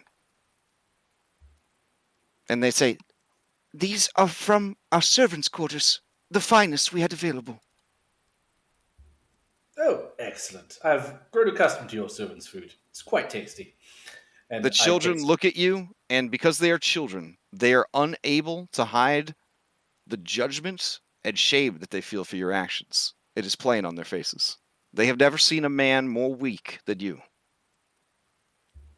Andronicus nods in agreement. No. Okay, who won the Battle of 100 Hands? Do you ask the children this? These are children. No. Yes. Yes. Now That's Steve standing behind the fantastic. children, shaking his head at you. Oh no! Yeah, and then you look over the two children, and you see Weibo with his arms crossed, shaking his head. Julian, let me tell you, that bread is so fucking good. On this cold ass day, oh my god. Oh, you can feel the steam leaving the bread into your mouth and just effusing your whole body with warmth and love and comfort. The wine is just the perfect temperature to take the heat from the bread and cool it just a bit, but still keep you warm on this cold, wet day. Damn, that's delicious. All right. Mhm. I make sure to pour some out, of just course. like to say real quick but, that if Crash Oh, you pour some out for hadn't wanted Lutheria. Nice. a PC to win the Battle of 100 Hands, Telemachus would have won it with his invisibility. Yes, he would have. So, the servants wait for you patiently. They have no umbrella for the rain. Everyone's just getting rained on. Julian, I assume that you are standing under like a nearby awning while you enjoy your bread. Yep. Okay. Falana looks miserable. She is unable to do any writing because the rain is just pounding down. Chandris looks like, fuck it. I'm in for this, in for a lepta, in for a drachma. Let's do this shit. Nessa, she is just, go with the flow. Some of the younger acolytes who have still not managed to suppress their emotions are distracted as the rain pounds down upon Thylea's greatest bosoms. Yeah, okay. I thought you were going to say they were distracted by Nessa's boobies, and then nope, we got there. And then I did. Expectations met. So, all right, Brianna is very sad. She says, "I'm not going to meet the queen goat on this journey. This is just ridiculous." Doesn't she have an umbrella? Oh, good point. Yeah, she would 100% be under like a makeshift parasol situation. Yeah.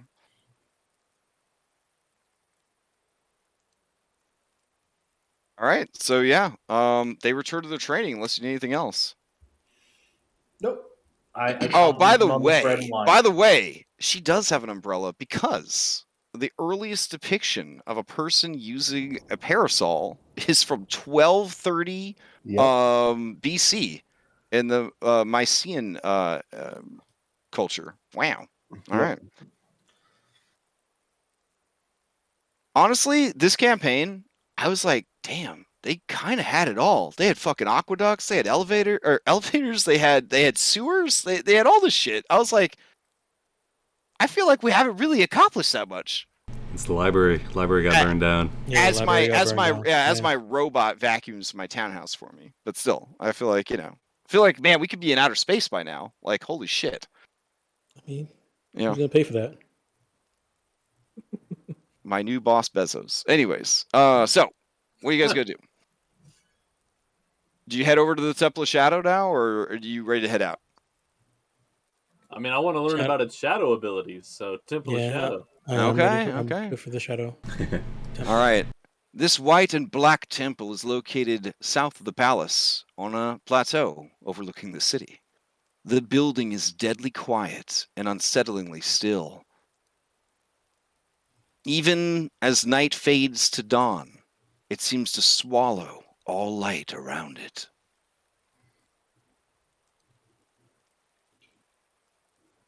Okay. So is anybody... going back down the plateau, and then across town, and then up that plateau, I need another Constitution save, or an Athletics. One or the other. If I have an unseen servant carrying me around, am I okay? Yes, you're okay. I decided to F this. Wait.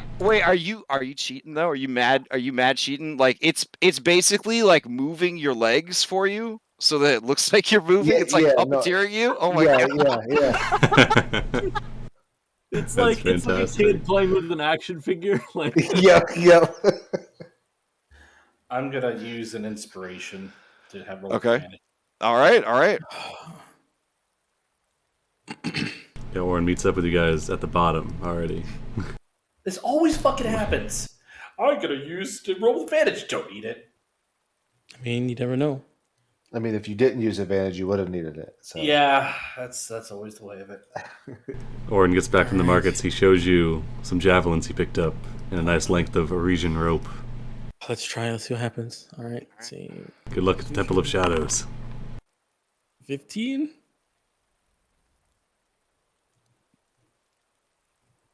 Okay, yeah, 15's enough. Okay. Whew.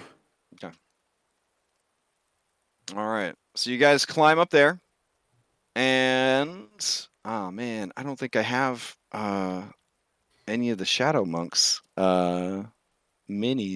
Oh no, I didn't import those over. Okay. How best to describe them? Basically, they are wearing like the same clothes that the Aresians usually wear, but instead of it being white and red, it's black where the white would be, and then it's white where the red would be.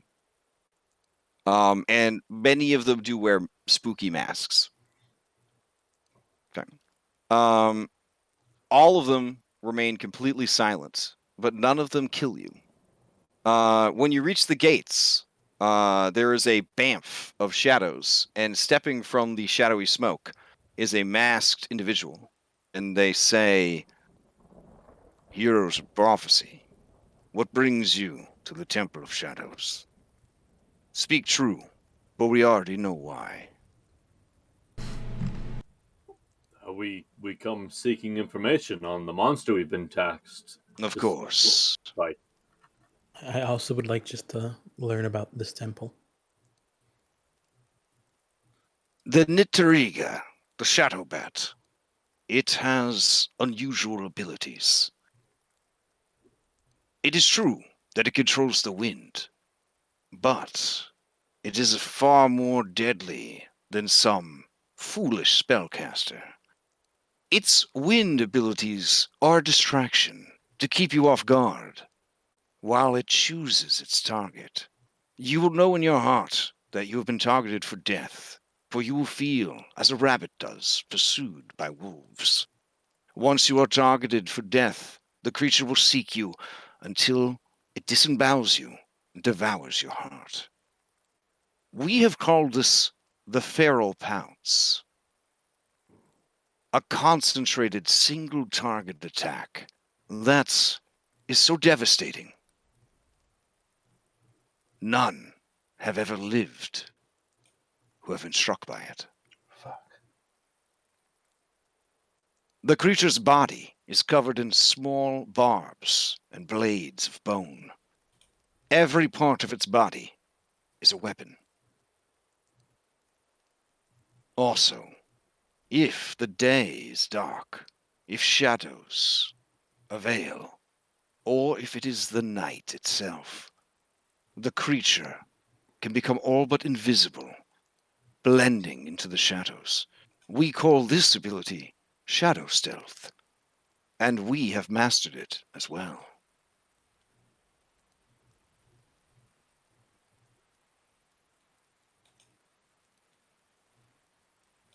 Now, you can use the creature's feral pounce against it. Once it has marked one of you as a target, do what you can to use that target as bait. Plan your attacks accordingly.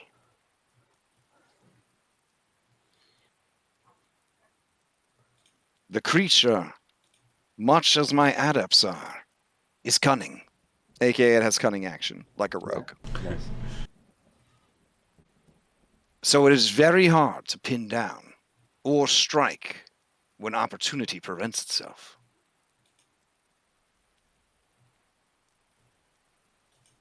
I hope this has been helpful to you.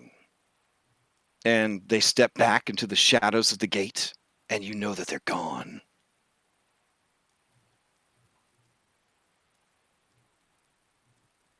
They just Batman it.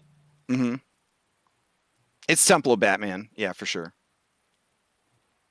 I mean, they learned the powers from a bat, so I guess it works. It works out. I'm surprised that they didn't ask Maya if she wanted to know his secret identity. Basically, game terms, this is where monks of Shadow and Long Death would train. Mm-hmm. Yep. Well, I think we have our knowledge. I guess the only thing to do is come up with a plan. I guess we can come up with one as we travel. If you think there's anything we'd want to Now, the path to the Temple of Shadow, not as bad, so you don't need to give me any more checks, getting down and leaving the... Yeah. Plus, we're leaving by the Shadow Gate, right? Oh, yeah, it's right there. Yeah. While they were doing that, could Orna picked up rented a wagon and an ox? Yeah, sure. Nice. This is an Aresian ox, though. Just so you know. Is it a servant ox or a noble ox? This ox is a perfectionist and expects great things from you. Oh, that's good. If it subscribes to the noble way of life, that means that it'll be fine with lower grade feed. Oh, absolutely, yeah. In fact, to impress you, while you're waiting, it eats some rocks. Oh, this is a hardy one. And Warren slaps the side of it. Julian's gonna love this one. All right, so you're purchasing. I mean, they're not going to rent it to you. I mean, okay, I'll just buy them outright. Yeah. You guys are adventurers. So you're going to fight a legendary monster. Yeah, well, that's the dumbest investment they're going to make. Hey, worth a shot. That's the wagon. You know what its first target's going to be? It's going to be the ox. Like that's just. Well, there's multiple reasons to bring a beast of burden, Sibo. Oh damn. So yeah, I'll pay the 35 for a wagon. Then... this ox is going to run you 100 gold. Or sorry, 100 drachmae. Sheesh. And then the cart is going to set you back 15 drachmae. Okay. Yep. I can cover that then. Okay. You sure? You got it? I mean, if you're trying to spend some money, though, I mean. I mean, it's for the party. You should go on the party, right? Like. Yeah. All right. Yeah. Sounds good to me. Yeah. You convinced me. Okay. That's what it's there for. All right. I got it. It doesn't hurt to have extra rations in the form of this ox. That's fair. Because I imagine it'll be easier going if we don't have to carry all of our equipment. Oren, it eats rocks. I can't imagine that it's going to taste good. We can make an excellent. This is very last ditch. An excellent rock soup. Get it, rocks like ROX. Yeah, it's good. I mean, I have my cooking utensils. Maybe it will. Put the meat in some rock stew. The more rocky, it won't come to that. Okay, so as you guys leave town and head out into the hilly terrain that marks the peninsula of Aresia, what is your play here? It's a high DC for all of the activities that you're doing. We're skipping camp sequences. It's all going to come down to how things go with your resolution. So I'm going to see if this works real quick. Sibo will get inside of Sophia and then look through Sophia while riding inside Sophia and use that for all perception and okay, you're pretty small, but what you are proposing is that they are like an exoskeleton now. Yes, not just a mount. Yeah, instead of the potion, I actually get in the area where the potion would. So what we could do is Julian, freshly trained artificer, can use their tinkering tools proficiency as a skill check for this challenge to basically turn her potion reservoir into a cockpit for you. Yeah. And that would help with the incredible handicap that is Weibo. Yes. Okay. All right. So that's give me that check.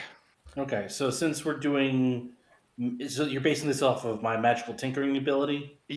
So this could go off of your intelligence or your dexterity, and your proficiency in tinkering tools. And could I charge up a guidance for this one? For these things, guidance does not apply. Okay. Yep.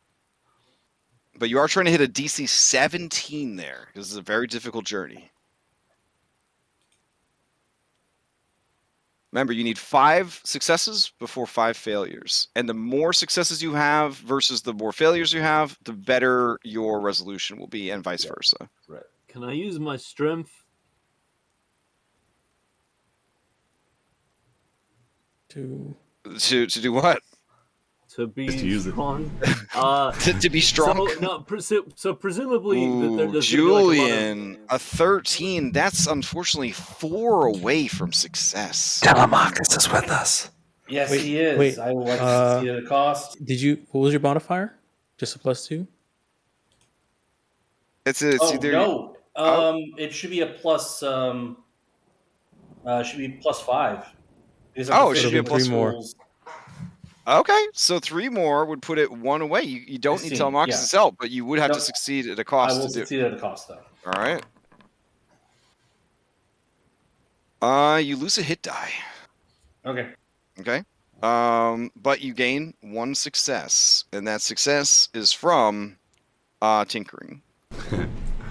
Sibo, you're like fucking Tony Stark now, Oh yeah. but like 10 inches tall. Like you're a Tony You're Stark. Tiny action Stark.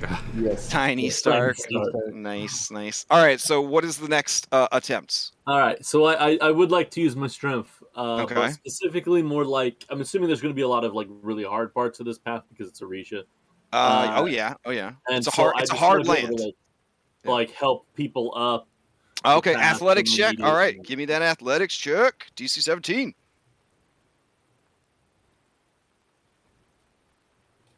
Oh yeah. No problem. All right. Alright. Orin would like to I just dexterously. stay close to Maya and Julian the whole time. So on this campfire, how we're going to handle diminishing returns is the same person trying again. If no one else, like unless everyone is gone, if a person tries to go twice, that'll be a diminishing returns. Okay. And if you try to do, if the same person tries to do the same thing, I'm going to raise the DC by 5. So if Andronicus tried to do athletics again, it would be at a 22 DC the second time. And if Andronicus tried to do it again before someone else had tried to do it, it would also be a disadvantage. Does that make sense? Yes. Okay. That way it kind of forces everyone to contribute. Alright, Orin would like to dexterously maneuver this cart with Okay. the new ox, Roxy. Okay. So that's vehicles. Using Yes. dexterity. Okay. Yes. Well worded, evil genie. Well worded. I'll give you a sleight of hand. Oh shit! You succeeded by 5 or more. Nice. Oh my god, that's 2 successes. So you're already at 4 with no failures. All right. Well, I can go next if we want to get that failure out of the way. Okay. I was gonna Wow. make the same joke. Oh, come on. I'll do from within Sophia. I'll use perception to kind of keep an eye out of what's ahead. I can, play Okay. around Okay. and then I'll use the book to communicate through to Julian anything that's kind of happening, so I don't have to actually go back and forth. Okay. I like it. And that's all because I turned you into Tiny Stark. Oh yeah. Ooh, that's an 11. It's an 11. That is outside of even Telemachus' ability to help you. Damn it, Sophia! You made me look stupid. This is your fault. All right, so that goes into the fail category. All Uh, right, Maya, what do you got? Can I use medicine just to make sure everybody's any scrapes or anything like that? People. Oh who yeah, aren't yeah, okay. Everybody's taking care of all that exhaustion and all that jazz. Yeah, keeping a good pace, that sort of thing. All right. Oof. Yeah, that is a 12. Right. That is going to be outside of the range. All right. And this is not because the Aresians turned down your medical attention. In fact, they think it's very smart to, keep an eye on your health while you're doing strenuous activities. But ultimately, it was just too many people and too many different species of people to keep track of. Just such a wide spread. Yeah. Also, at one point, Brianna ate some wild berries, and now she's got diarrhea. So yeah. Oh no. Takes up most of your time. And my snakes smell with their tongue. Oh no. Oh yeah. Oh god, it's real bad. It's real bad. All right. 2, 3, 4, 5, 6. So we haven't had a repeat yet because we're in it twice. All right. So second round of skill checks. Who's up? Siva will go again because I don't want to Okay. be a failure. All right. I will do the same thing, but this time investigation, looking for the best path. Okay. Okay. All right. I'm down.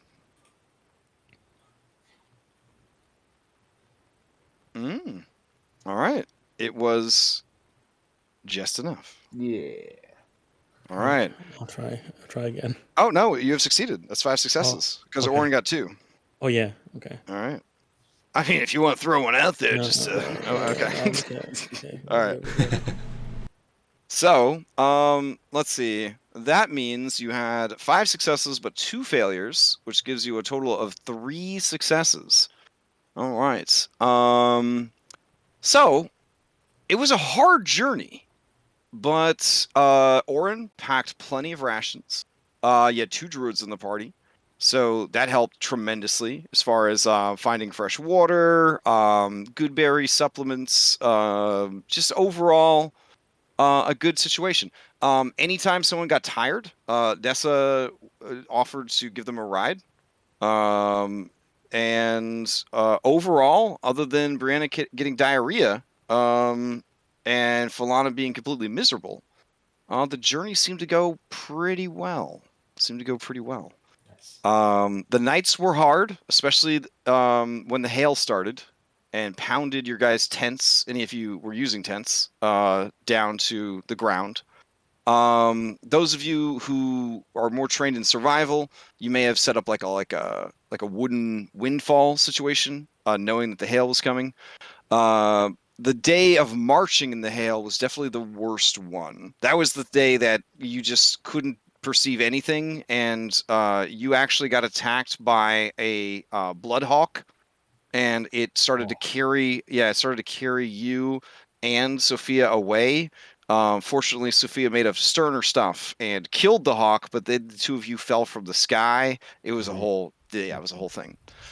Yeah, I remember that. Yeah, me and we got back online right before we hit. It was crazy. It was crazy. All right. So it was take the number of successes accumulated, subtract it. This is your windfall score. Tell the party to make a number of rolls. Okay. I will take the first 3 d20s I see in chat. This will be your windfalls. Nice. Good spread here, jeez. All right. So in 11. Oh, okay. A new friend joins the party.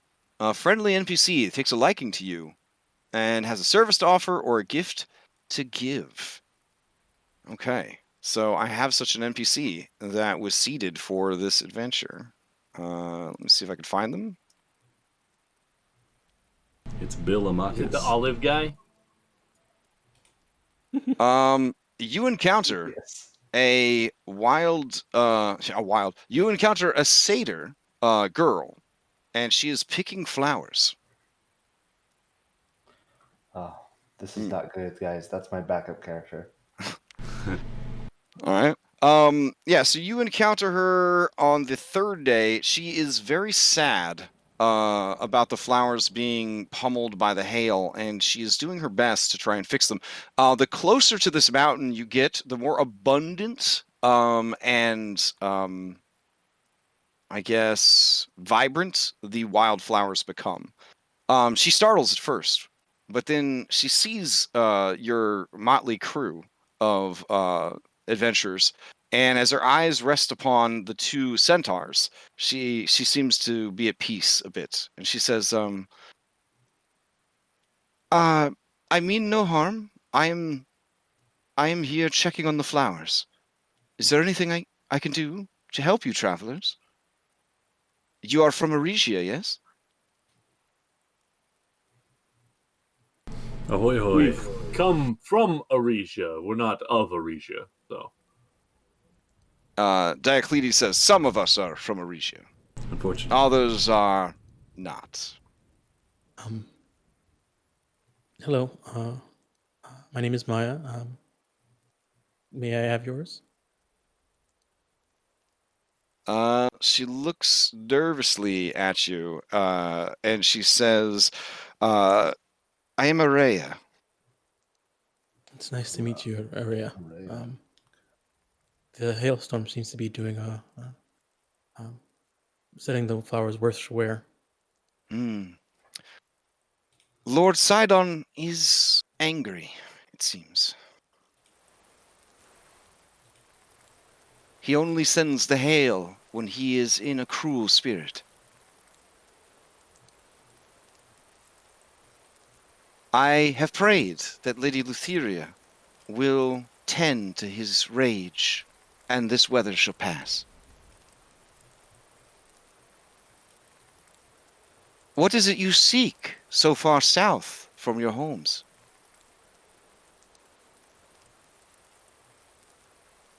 We are heading towards the. Do we have a name for that mountain? For the top of the mountain? I didn't hear one. I don't think I heard one too. The far flung. But I guess I'll point to where the mountain is because I'm pretty sure we can still see it. I said we're heading to the top of that mountain. It is Mount Uiodi. Yodi. I'll Yep. say that. Oh, she says, but that is a cursed place.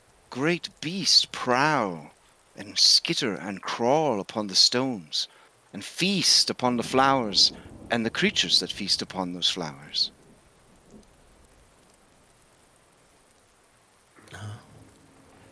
Well, yes. One of those creatures is our. Her eyes Corey. narrow shrewdly. Why do you seek the summit? For the moon blossom? Yes. And you see her heart breaks. Then you go to your deaths, or the deaths of the great lover of the moon. Either is a sad tale.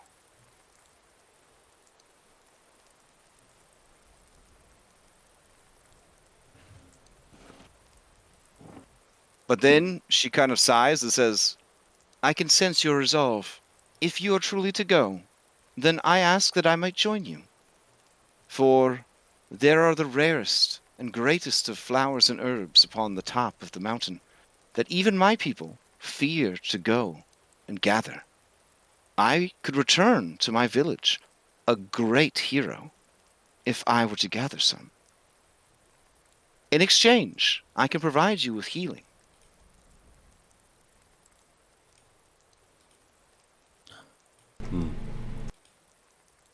Do you not fear the creature? I do, but life is for living. If I die, I die. And then I will explore the many flowers of the nether seas.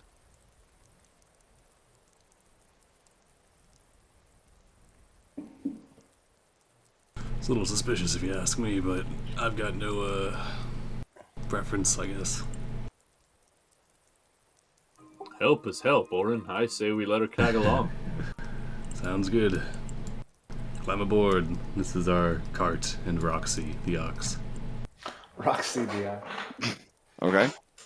All right. So the other boon that you got, Natty 20, your soul sings from the sights on your journey, or perhaps because you overcame a tough obstacle and you feel invigorated by it. Holy shit. The party may replace one future result of a D20 roll with a 20.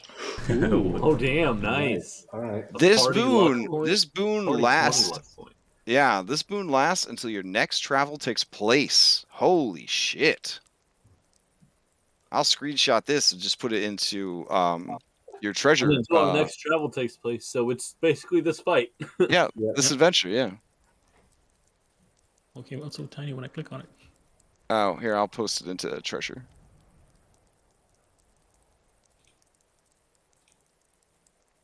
Yeah, it is really small. What the hell? You gotta like modify the window. Oh, you do. Oh, as soon as you start dragging it, Oh it gets yeah, nice and yeah, big. yeah. Okay, Yeah. okay. There it is. Okay.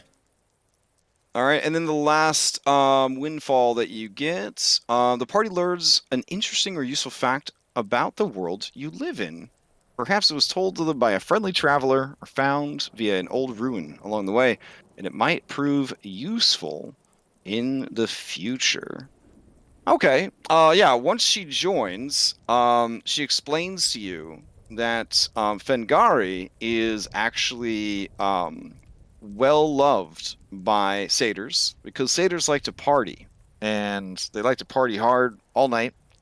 They love Lutheria because wine and fornication, but they love Fengari because Fengari, when the moon is full, inhibitions and sanity are at their weakest. And that's when the real rowdy parties start up.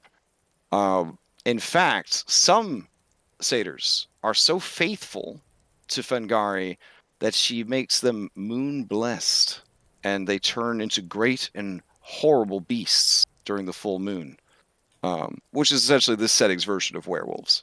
Right. Yeah. Think satyrs from Worlds of Warcraft. Like they get like kind of almost demonic, rather than going full werewolf. Okay. They just So get real big and buff and crazy. When the moon is full and they see it, it makes them lose all inhibitions. So you're saying that when the moon hits their eye, Mhm. Oh, like a big pizza pie, Yes. Uh-huh. that's more. Sure, yeah. Okay. Also, Fengari is considered to be lucky, and so worshippers of Fengari are notoriously more lucky than others. But it is generally only the natives really go in for moon worship. Maya, that there are sects of druids that do worship Fengari, but they're few and far between, mostly Mhm. because of the whole madness thing. Yeah. People don't like going crazy. And there is some connection between Fengari and Lutheria because they kind of have some overlapping areas. Hmm. And Lutheria, it is said, considers Fengari to be sort of an adopted sister or perhaps like an aunt or something, but they are not actually blood related. Okay. Yep. All right. And so you guys arrive at about midway up this mountain. Things start to get spooky. oh, So let me take you over to that spookiness. Now, the NPCs who have joined you are not BT members, and thus their lives are constantly in jeopardy. that's Diocletes and Satyr Lady. Yeah, and Pelagon, greatest artist in the world. Oh, I didn't realize he was coming along. Oh yeah, he's not gonna You let. say His, it. yeah, he's not that he doesn't trust you, but you know. You didn't want to let Diocletes, Diocletes yeah. go by himself. Yeah. All right, I believe this map is set up with height in mind because you are essentially climbing as you go. So let me get you over to this map. Oh, we bought some rations. We didn't pack enough for this lady. I mean, she's got her own ration. She'll be okay. Okay. I mean, We also, I'm packed sure- extra too. and also, Yeah, you that's got a fine. Weebo. You have a Weebo. Oh, but we have two Yeah. centaurs. It's all the map's all messed up, Sibo. That's true. That's true. Weebo. I'm gonna stick Weebo, with the name. sorry. Yeah, I'm living into it. So All right.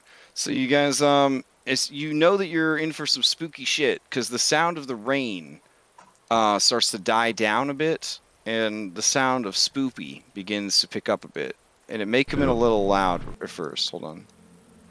we are so Phoebo. It should be okay. I'll adjust it to match the rain a little bit. Alright.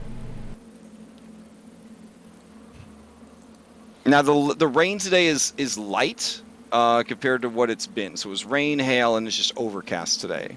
But it does mean that this area, even though it's daytime, is still very dark. So let me kick your darkness levels up a little bit. Does anybody have torches? I have my light spell, and no, I'm out of torches. They'd be tiny anyway. Fair. I can produce flame and hold it out. Be like a Well, torch. okay. I have 10 torches actually, so it might be useful if we all like have a torch and just like light it, and then at least right around each of us won't be shadowy. I don't know if she can do like Monk of Shadow stuff where she like teleports between shadows, but if so, not having shadows right next to us might be a good plan.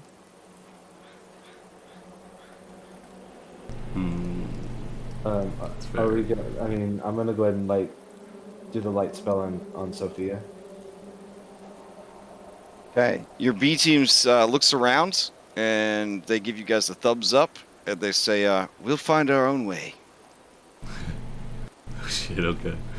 Man, going dark. And Jacasta's like, "I'm not here." And then I delete it. Okay. I knew there was a stowaway in the wagon. Oh God. Yeah. Hold on. Let me grab you an ox and a wagon. How are you gonna get a wagon up these? These are sheer cliffs. I mean, once we. I guess I'm once assuming that we would leave the wagon behind. We With- don't want to yeah. bring the wagon to the fight with us. Yeah. Okay. So what do you? Who do you leave? Do you leave someone from the B team with to keep an eye on Maybe we the? should have the NPCs guard it so they don't get fucking destroyed. Yeah. I mean, this guy needs to be there to harvest the lotus or the No. Well, blossom. I guess This whatever- guy's not going to leave this guy behind, and she Whatever. wants to see the stuff on top of the mountain. You know, with the B We team. can't just wait until it's dead. So are you going to leave? You're going to leave your B team behind and not have the B team abilities for these upcoming Guys, encounters? What- I it's mean, just an the ox abilities and it's just an ox and a cart. It's not that big of a deal if it gets torn up, you know. I mean, as you say that, Chandra says, "Well, then I mean, might as well sacrifice the ox." And as he says that, Roxy's like, "I'm No. Roxy, just saying. I mean, you're looking for every edge you can get going into this battle." how about this? We'll leave the wagon here, and we'll bring the ox with us. How You're are we going going to get the how? ox up the How are you cliff? going to? These are sheer are we cliffs. gonna- You see how much Supercharge rope up I've got the here? cliff, I've got 7 legs. Oh, I see. 7 All right. lengths of rope. Yeah, so like I said before, we'll find our own way. And then they fade into the B team background. All right, I've B for background, baby. got a specially made rope harness already made up for Roxy. I start Okay. to fit them with it. All right, hold on. We still have to lift like a fucking 1.5 ton ox or whatever. I deploy the rope snake and entangle Roxy. Rope snake, Is go. it a rope snake? Is it entanglement or Roxy, vertical being an Aresian ox, It's both. does not want assistance climbing the Oh. the mountain. So she is going to attempt a saving throw to avoid the effects of these ropes. Dexterity save. Yeah, TC 15. She is an Aresian, so she has proficiency in dexterity saves. That's Unfortunately, she is still an ox, so you have entangled her. no. Roxy, I will respect your wishes and allow you to climb yourself. All right, so Maya, Okay, so you're this a ox is gonna druid. put You're a an angle druid. and we have to This put it this down. ox ain't gonna climb these fucking sheer cliffs. Yeah, it's not a goat. At least let her try, Maya. Come on. Orin. Her pride's at Oh. stake here. Area says, well, you could always sacrifice her to the great Fengari. What is you and Chandris always with the sacrifices? I mean, Pelagon's like, I mean, that's what we do. We sacrifice to the gods. I know, this I'm is a a druid. trusted I'm a- companion. Trusted I'm a druid companion, of Maya. sacrifice. I know the procedure. Yeah, We've traveled with this creature for 3 days, Maya. Roxy looks at you, Orin, and when you look into her Aresian eyes, you see that she's not a fucking bubble blowing baby. Okay, if you need to do a sacrifice, she's fucking ready. This is the only region I like, Maya. She starts rummaging through your bag, and she pulls out a torch with her mouth. Oh my god. She hands it to Maya. Alright, And she- it's and her then she choice, lays- I guess. And then she lays down. Alright, you're so brave. What a noble sacrifice. I'm a noble beast. You will come screaming into the gates of the underworld. Give them hell, Roxy. When we go to the underworld, if we don't meet this ox, I swear. Jesus. Or he'll step back. He'll turn his back. He'll watch. Actually, that's a question. When somebody is sacrificed, do they end up going to the underworld? Orin takes. We'll find Orin's out. got the 2 drachmae ready. She won't go empty-handed.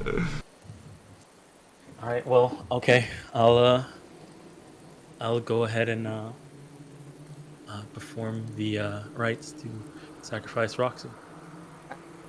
Who are we sacrificing to? She mentioned Fengari, and we are about to deal with grab her. Yeah, I feel like that's appropriate. But she also, people also tend to turn insane when there's a full moon. So. Oh, Well, which this you is guys right did after make. the You full did moon, make right? good time. So you are. Let's see. The moon is full the day before and the day after. So yeah, you guys. The moon is waning at this point, but it's still mostly full. Nice. Yeah, do Well, a maybe we should- Fengari then. Yeah, we'll go for Fengari then. Okay. All right. Roxy looks at you one last time, Orin. She makes no sound as the fire consumes her. Orin just nods. Stays with her the whole time. I'll use in part of this rite. I made the control. I used control flame to make sure the fire was a perfect circle. Okay. Pelagon lets out a low whisper and says, "The strength of Aresia." I'll give you that. You've got good oxen. As though, remember, All right. it's the only As compliment she I'll give burns away, you know that your party has 1 luck point. Oh, man, we have 1 instant 20 and 1 luck. Nice. Yep. you. That's how you know his boss is gonna be fucking ridiculous. We have like, He's just like, here, 3 take this another resource, all of them. We have like 3 I am factorations. ready. By the way. Oh, That's great. All right, so gonna- everywhere that you see a ledge, I could draw with marker if it would help. Everywhere that you see a ledge, is essentially 20 feet Rope of snake. sheer cliff that you have to climb. Rope snake, go. Okay. So like discount Batman, you just kind throw the snake and then whee, climb up. All right. Yes. How are the rest of you getting up? Oof, this is a little embarrassing. Got a centaur. You got a centaur here. Well, a rope He and rope can't- of climbing for him gives I mean, advantage he's a to. druid, right? Yeah, he's a druid. Can he just? Why don't we wild shape into things that climb? Oh yeah. All right. He will do that. So Yes. let's see. What's a good climbing thing that would be in this region? Spider? Can I see a web? Yeah, you guys could do spiders if you wanted They're to. monks. Maybe there's like a golden monkey or something. Oh yeah, that'd be kind of Oh cool yeah, too. Tamarin. Yeah. Those Okay. things. Well, let's see what I got. But yeah, the rope of climbing gives advantage to anyone that actually wants to physically climb it. I've been climbing stairs Yeah, I mean, I'll just climb it. all these times and it hasn't worked out Okay. for me. I don't have any I don't have any Greek monkeys, but I do have this monkey.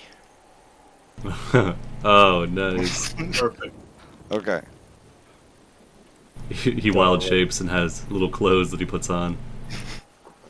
I hate being naked. He's a never nude centaur.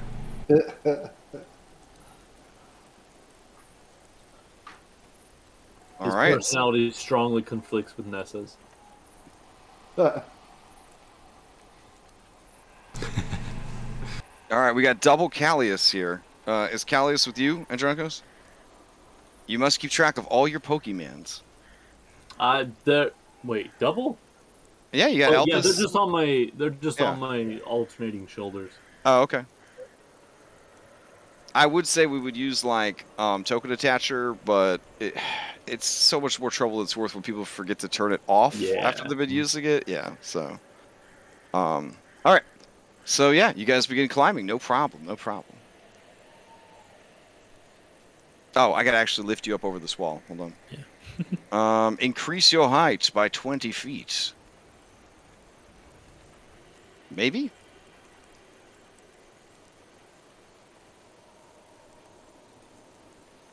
Oh, yeah, there you go. Nice, yeah, I can see. All right. Rope snake. So this would be another 20, right? Mm-hmm.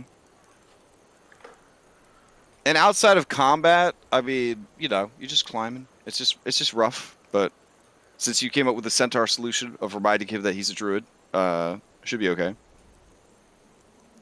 Can I get a boost? Oh yeah, sure. Nice. Are we? All right, so athletics now, checking yep, for you'd be at a each- height of 40. Oh, you're just flying, Sibo? Nice. Oh yeah. Okay. Rope snake.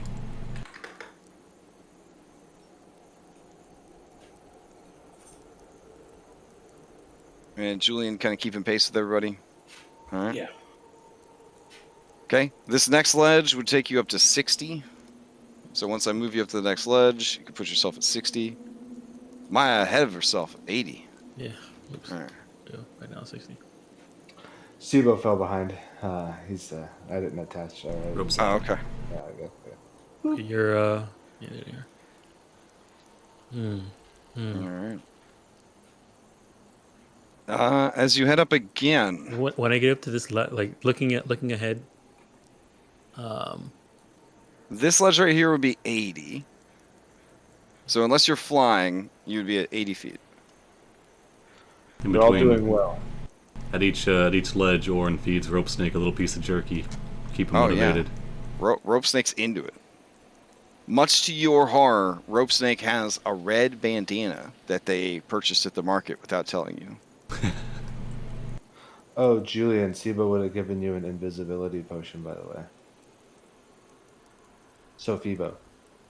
Okay. All right, Maya, as you head forward, your spider senses begin tingling. You are not surprised, but the others are. As suddenly you see what appear to be boulders and roots begin to shift, the colors changing, revealing spiders. All right. I click at them. Okay. Oh yeah, you're a spider, so I guess you would understand spider. Like, okay. All right. So I guess we'll just do Lord of the Rings memes. So the one spider says, "Looks like meat's back on the menu, boys." And they all roll into initiative. More sacrifices. Oh damn. Okay.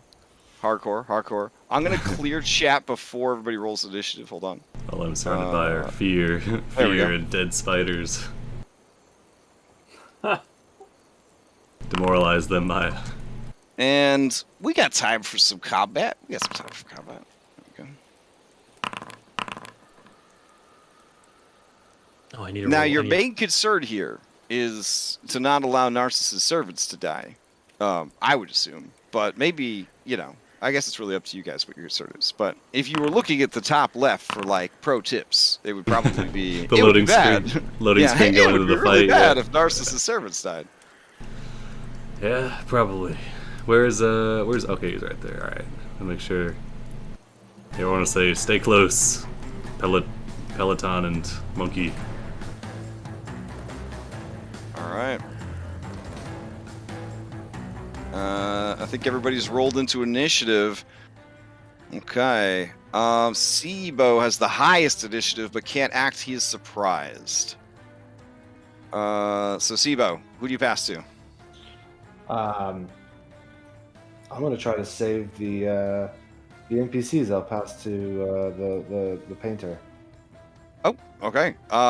He is no longer surprised. He is gonna pass to Druid Boyfriend, who is where the hell is Druid Boyfriend at? Right here, Darwin. All right, hold on. Oh, that's right. Yeah, he's a monkey right now. I was like, where the fuck? All right.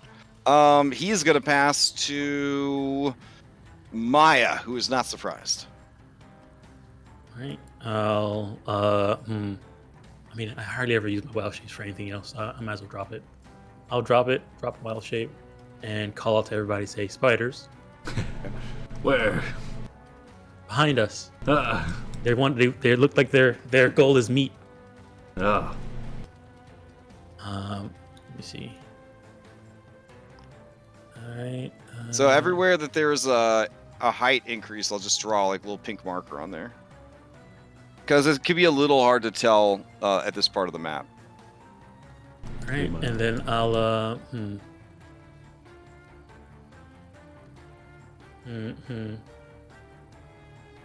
They don't take damage, and this might be the. Oh no, she wouldn't do this. She wouldn't do it. Not with her backstory. Okay, I'm gonna ready a produce flame. When they if they ever come to try to do harm to one of my From where you are, you can see one of them right now. While you were a spider and you tapped into the web, you could sense that there were at least 5 of them approaching. Okay, I'll let everybody know that. Okay. Right. And I'll just ready a produce flame. Okay. Who do you pass to? I'll pass to Oren. I'm All surprised. Right. You are surprised? Oren, who do you pass to? Julian. Okay, Julian's surprised. Who do you pass to? Who's left at this point? Looks like Andronikos Oh, and Andronikos, Mysterious Flower Girl. Pastor Andronikos. Who's surprised? All right, Andronikos, who do you pass to? I say, oh, and then I pass to whoever's left, the flower girl, I guess. Okay. Or the spiders. Do the spiders so we can control initiative. Yeah. We want to sure. We want to no. Yeah, no, give it to her. She's surprised. Yeah. Yeah, she's Okay. surprised. Satyr Minstrel. Okay. Did we do surprise round crits? I don't remember.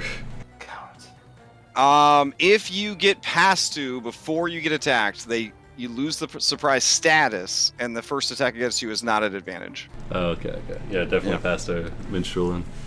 All right, it's good because that's who they were targeting.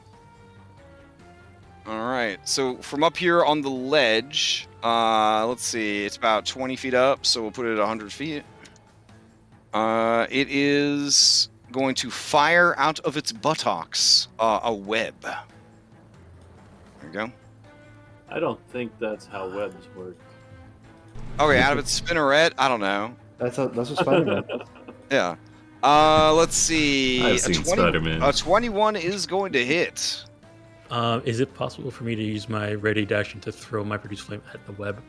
At the web as it shit. comes out of the butthole? Yeah. Yeah, but you will have to hit a 21 because that's how fast the web is traveling. Okay. It would be dope as hell if you pull it off, though. It's traveling 21 fast. Ooh. No. All right. You throw it and you try to intercede and kind of burn away the webbing, but it goes just shy of the mark. Landing over here. The vegetation here is pretty gnarly and also has been soaked for the last 2 days with rain, so it does not burst into flames. Okay. The webbing hits her in the chest, and she has to make a strength save or be pulled 40 feet closer. That would be bad. That's why I wanted to hit the web. All right. Oh shit! All right, she is restrained, but she's a stubborn and strong young centaur. Not centaur. Satyr. She does not get pulled any closer to the creature. Frustrated, the spider is going to maintain its grip on the web and on her. It'll try to reel her in next turn. All right, this is soulless spider. Oof, I don't think it's open to negotiation then. All right. Soulless spider is going to pass to its friend, Magnificent Spider. All right. Magnificent Spider is going to, let's see, scurry over. Oh, I'm just going to use. It is going to use web into action. Huzzah. So it Yeah. is just Spider-Man then. So you use your webbing to move 40 They're- feet. This they're movement blue and ignores red. difficult terrain. It can scale heights. If you use this action, you cannot use web on the same turn. So the creature is going to swing over to here. And from its vantage point up here, it is going to then scurry over to here with its movement. And then as its action, it is going to dodge. And it's at 100. You guys are 80, so it's like 20 feet up. All right. It is going to pass to Daring. All right. Daring is going to move into position and try to maintain its stealth. There we go. Ooh. I think some of you can actually see this. Let's see. Party overview. All right, Elpis and Callius both tip you off, Andrakos, that there's a spider hiding up there. Orin and Tebow, you guys both see that a spider is up here on the ledge, and it is hidden from some of you. So I think the best way to show that it is hidden is there should Can be I like just use my reaction to point it out, or? Yeah, you could. Because of the way this creature's camouflage works, though, it's going to be, they're going to still be like, what the fuck are you talking about, sort of thing. Okay, I was just trying to make it easier. But they'll at least have an idea of where it is. So, let's see. Ah, there it is, the little ninja. Bloop. Nice. He puts his ninja mask on. All right. So yeah, this was this is a 15. So if you guys can passively see a 15, then you know it's there. Otherwise, you technically don't know it's there. Okay. All right. This one will then pass to, let's see, that was Daring. Daring will pass to a Foregoing. Let's see, Foregoing. Ah, nice.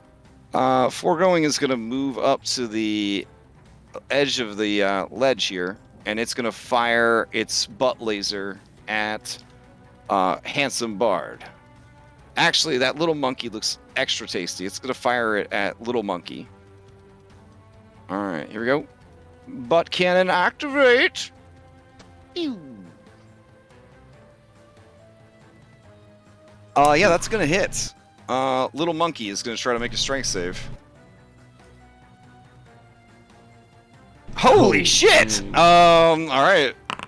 He clings to his love, and he knows a lot about the spiders, but he's currently in monkey form. So since his monkey form only has like 3 hit points, he will take the temp HP, I guess. And that is what he does. All right. That brings us to, let's see, Foregoing. That brings us to Rambling. All right. Monkey's still restrained, though, right? The monkey is still restrained, yes. Okay. All right. Rambling is going to make its way down. And then it is going to go over here. And then it is going to appear and then launch itself over here with its tail. And that's where it's going to end its turn. And we could stop right there at the end of the round and continue this next week. Because, well, we're technically at time. I don't know if we want to go another round. So this is it's a pretty good stopping point, I think. You guys being attacked by giant spiders. All right. Yeah. Sounds good. Oof. Okay, so I will take you back to the Aresia map.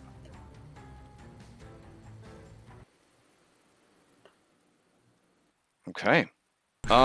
So. Going great. Aresia. 2 of the 3 NPCs already webbed. Good stuff. Good stuff. Yeah. So you climb the cursed mountain and make your way towards the lunar blossom and the incredible battle that awaits you. Announcements this week. So Strixhaven started last night. I believe they had their session 0. They are streaming both the DM view and the player view. So Red Kobold Gaming is doing player. No, we actually don't have a player streamer. Oh, you don't? What? No. Oh. Red saying he wants to take a break. Oh shit! And then no one else like stepped up. I mean, Volpe was like, maybe I could, but she wants to have. We don't have an overlay. No one has it yet. So. Okay. I don't know, we'll so see. apparently they only have a GM overview. So this is still pretty cool, I guess, if you want to see how the GM is handling the campaign. This is the official campaign that's included in the Strixhaven supplement. I haven't read it because I didn't want to spoil it for myself because I thought about playing, but I also don't have time to play it, so I have no fucking clue what's going on. I guess some Harry Potter shit. I don't know. I'm a big fan of the Strixhaven book and the setting. I think it's really good. We had orientation. This Thursday is going to be session 0 for my Wild Beyond the Witchlight game. There's another Wild Beyond the Witchlight game being run on our server, and I'm not saying that one's better than the other, but mine's it mine's is. The one well, that Sibo and I are in is better than yours. Okay, so starting this Thursday, my game starts. So you're welcome to watch that, which will be streamed by Ray Cobalt Gaming. Just throwing that out there.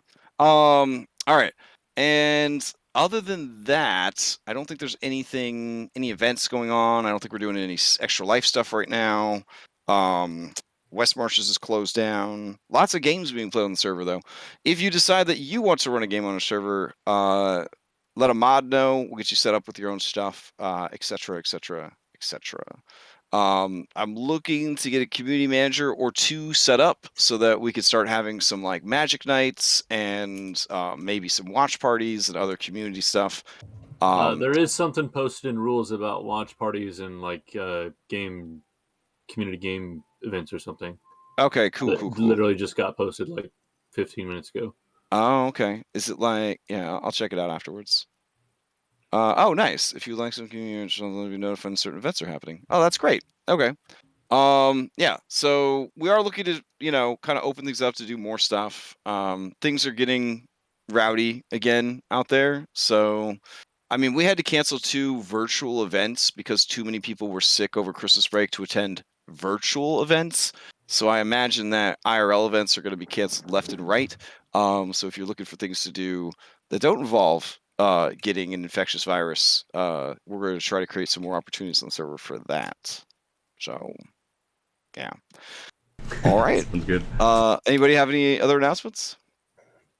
The other Witchlight game is on Fridays, and it does have a player view and a GM view. Oh, wow. Okay. Trying to entice me. Yeah, I'm just saying. If you get bored of that Thursday night one, the Friday night one. Well, that is where the real content is. I mean, it's hard to get views on Thursday, but the Series 3 Critical Role is so boring that we might have a chance this time. Yeah. We might have a chance this time. Yeah, I actually use it as a sleep aid. That's how boring it is. So I'm sorry. I'm just putting it out there. It's pretty stale. It's pretty stale. So we're going on 10 weeks of absolutely fucking nothing. So yeah. Anyways, okay, cool. I might actually, if I have a chance, start following your guys' stream. Just are you putting the VODs anywhere? Yeah. Yes. So I don't know if Orph is doing the GM view, but I have mine on YouTube. Okay, great. And I'm then gonna just copy everything that your DM's doing. So that's. I mean, hey, all I'm gonna say, Orph, I hope you're not listening. Your voice acting is better, so that's the only thing I'll throw out there. Okay. But I mean, like with Orpheus, you could pretend that you're playing D&D with Fry from Futurama. Exactly. Yeah. Exactly. I'm walking on sunshine. Whoa. Damn. But it's true though. Okay, no, yeah, it'd be nice to copy someone else for a change. So yeah. All right. So that's what. That's what's going on. Also, I've already broken my promise of sticking to the book. There just wasn't enough combat, so I may have added some monsters eventually. Well, we only have a 4-person party now, right? Oh, geez. Okay.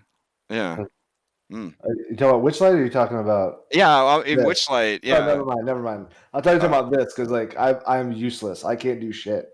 Oh no! This campaign, I'm so we're pretty far. We're pretty far off script. Like in my Odyssey game, yeah, you're pretty far off script. I mean, I have spells, but I can't cast them outside of 5 foot. Like I'm not.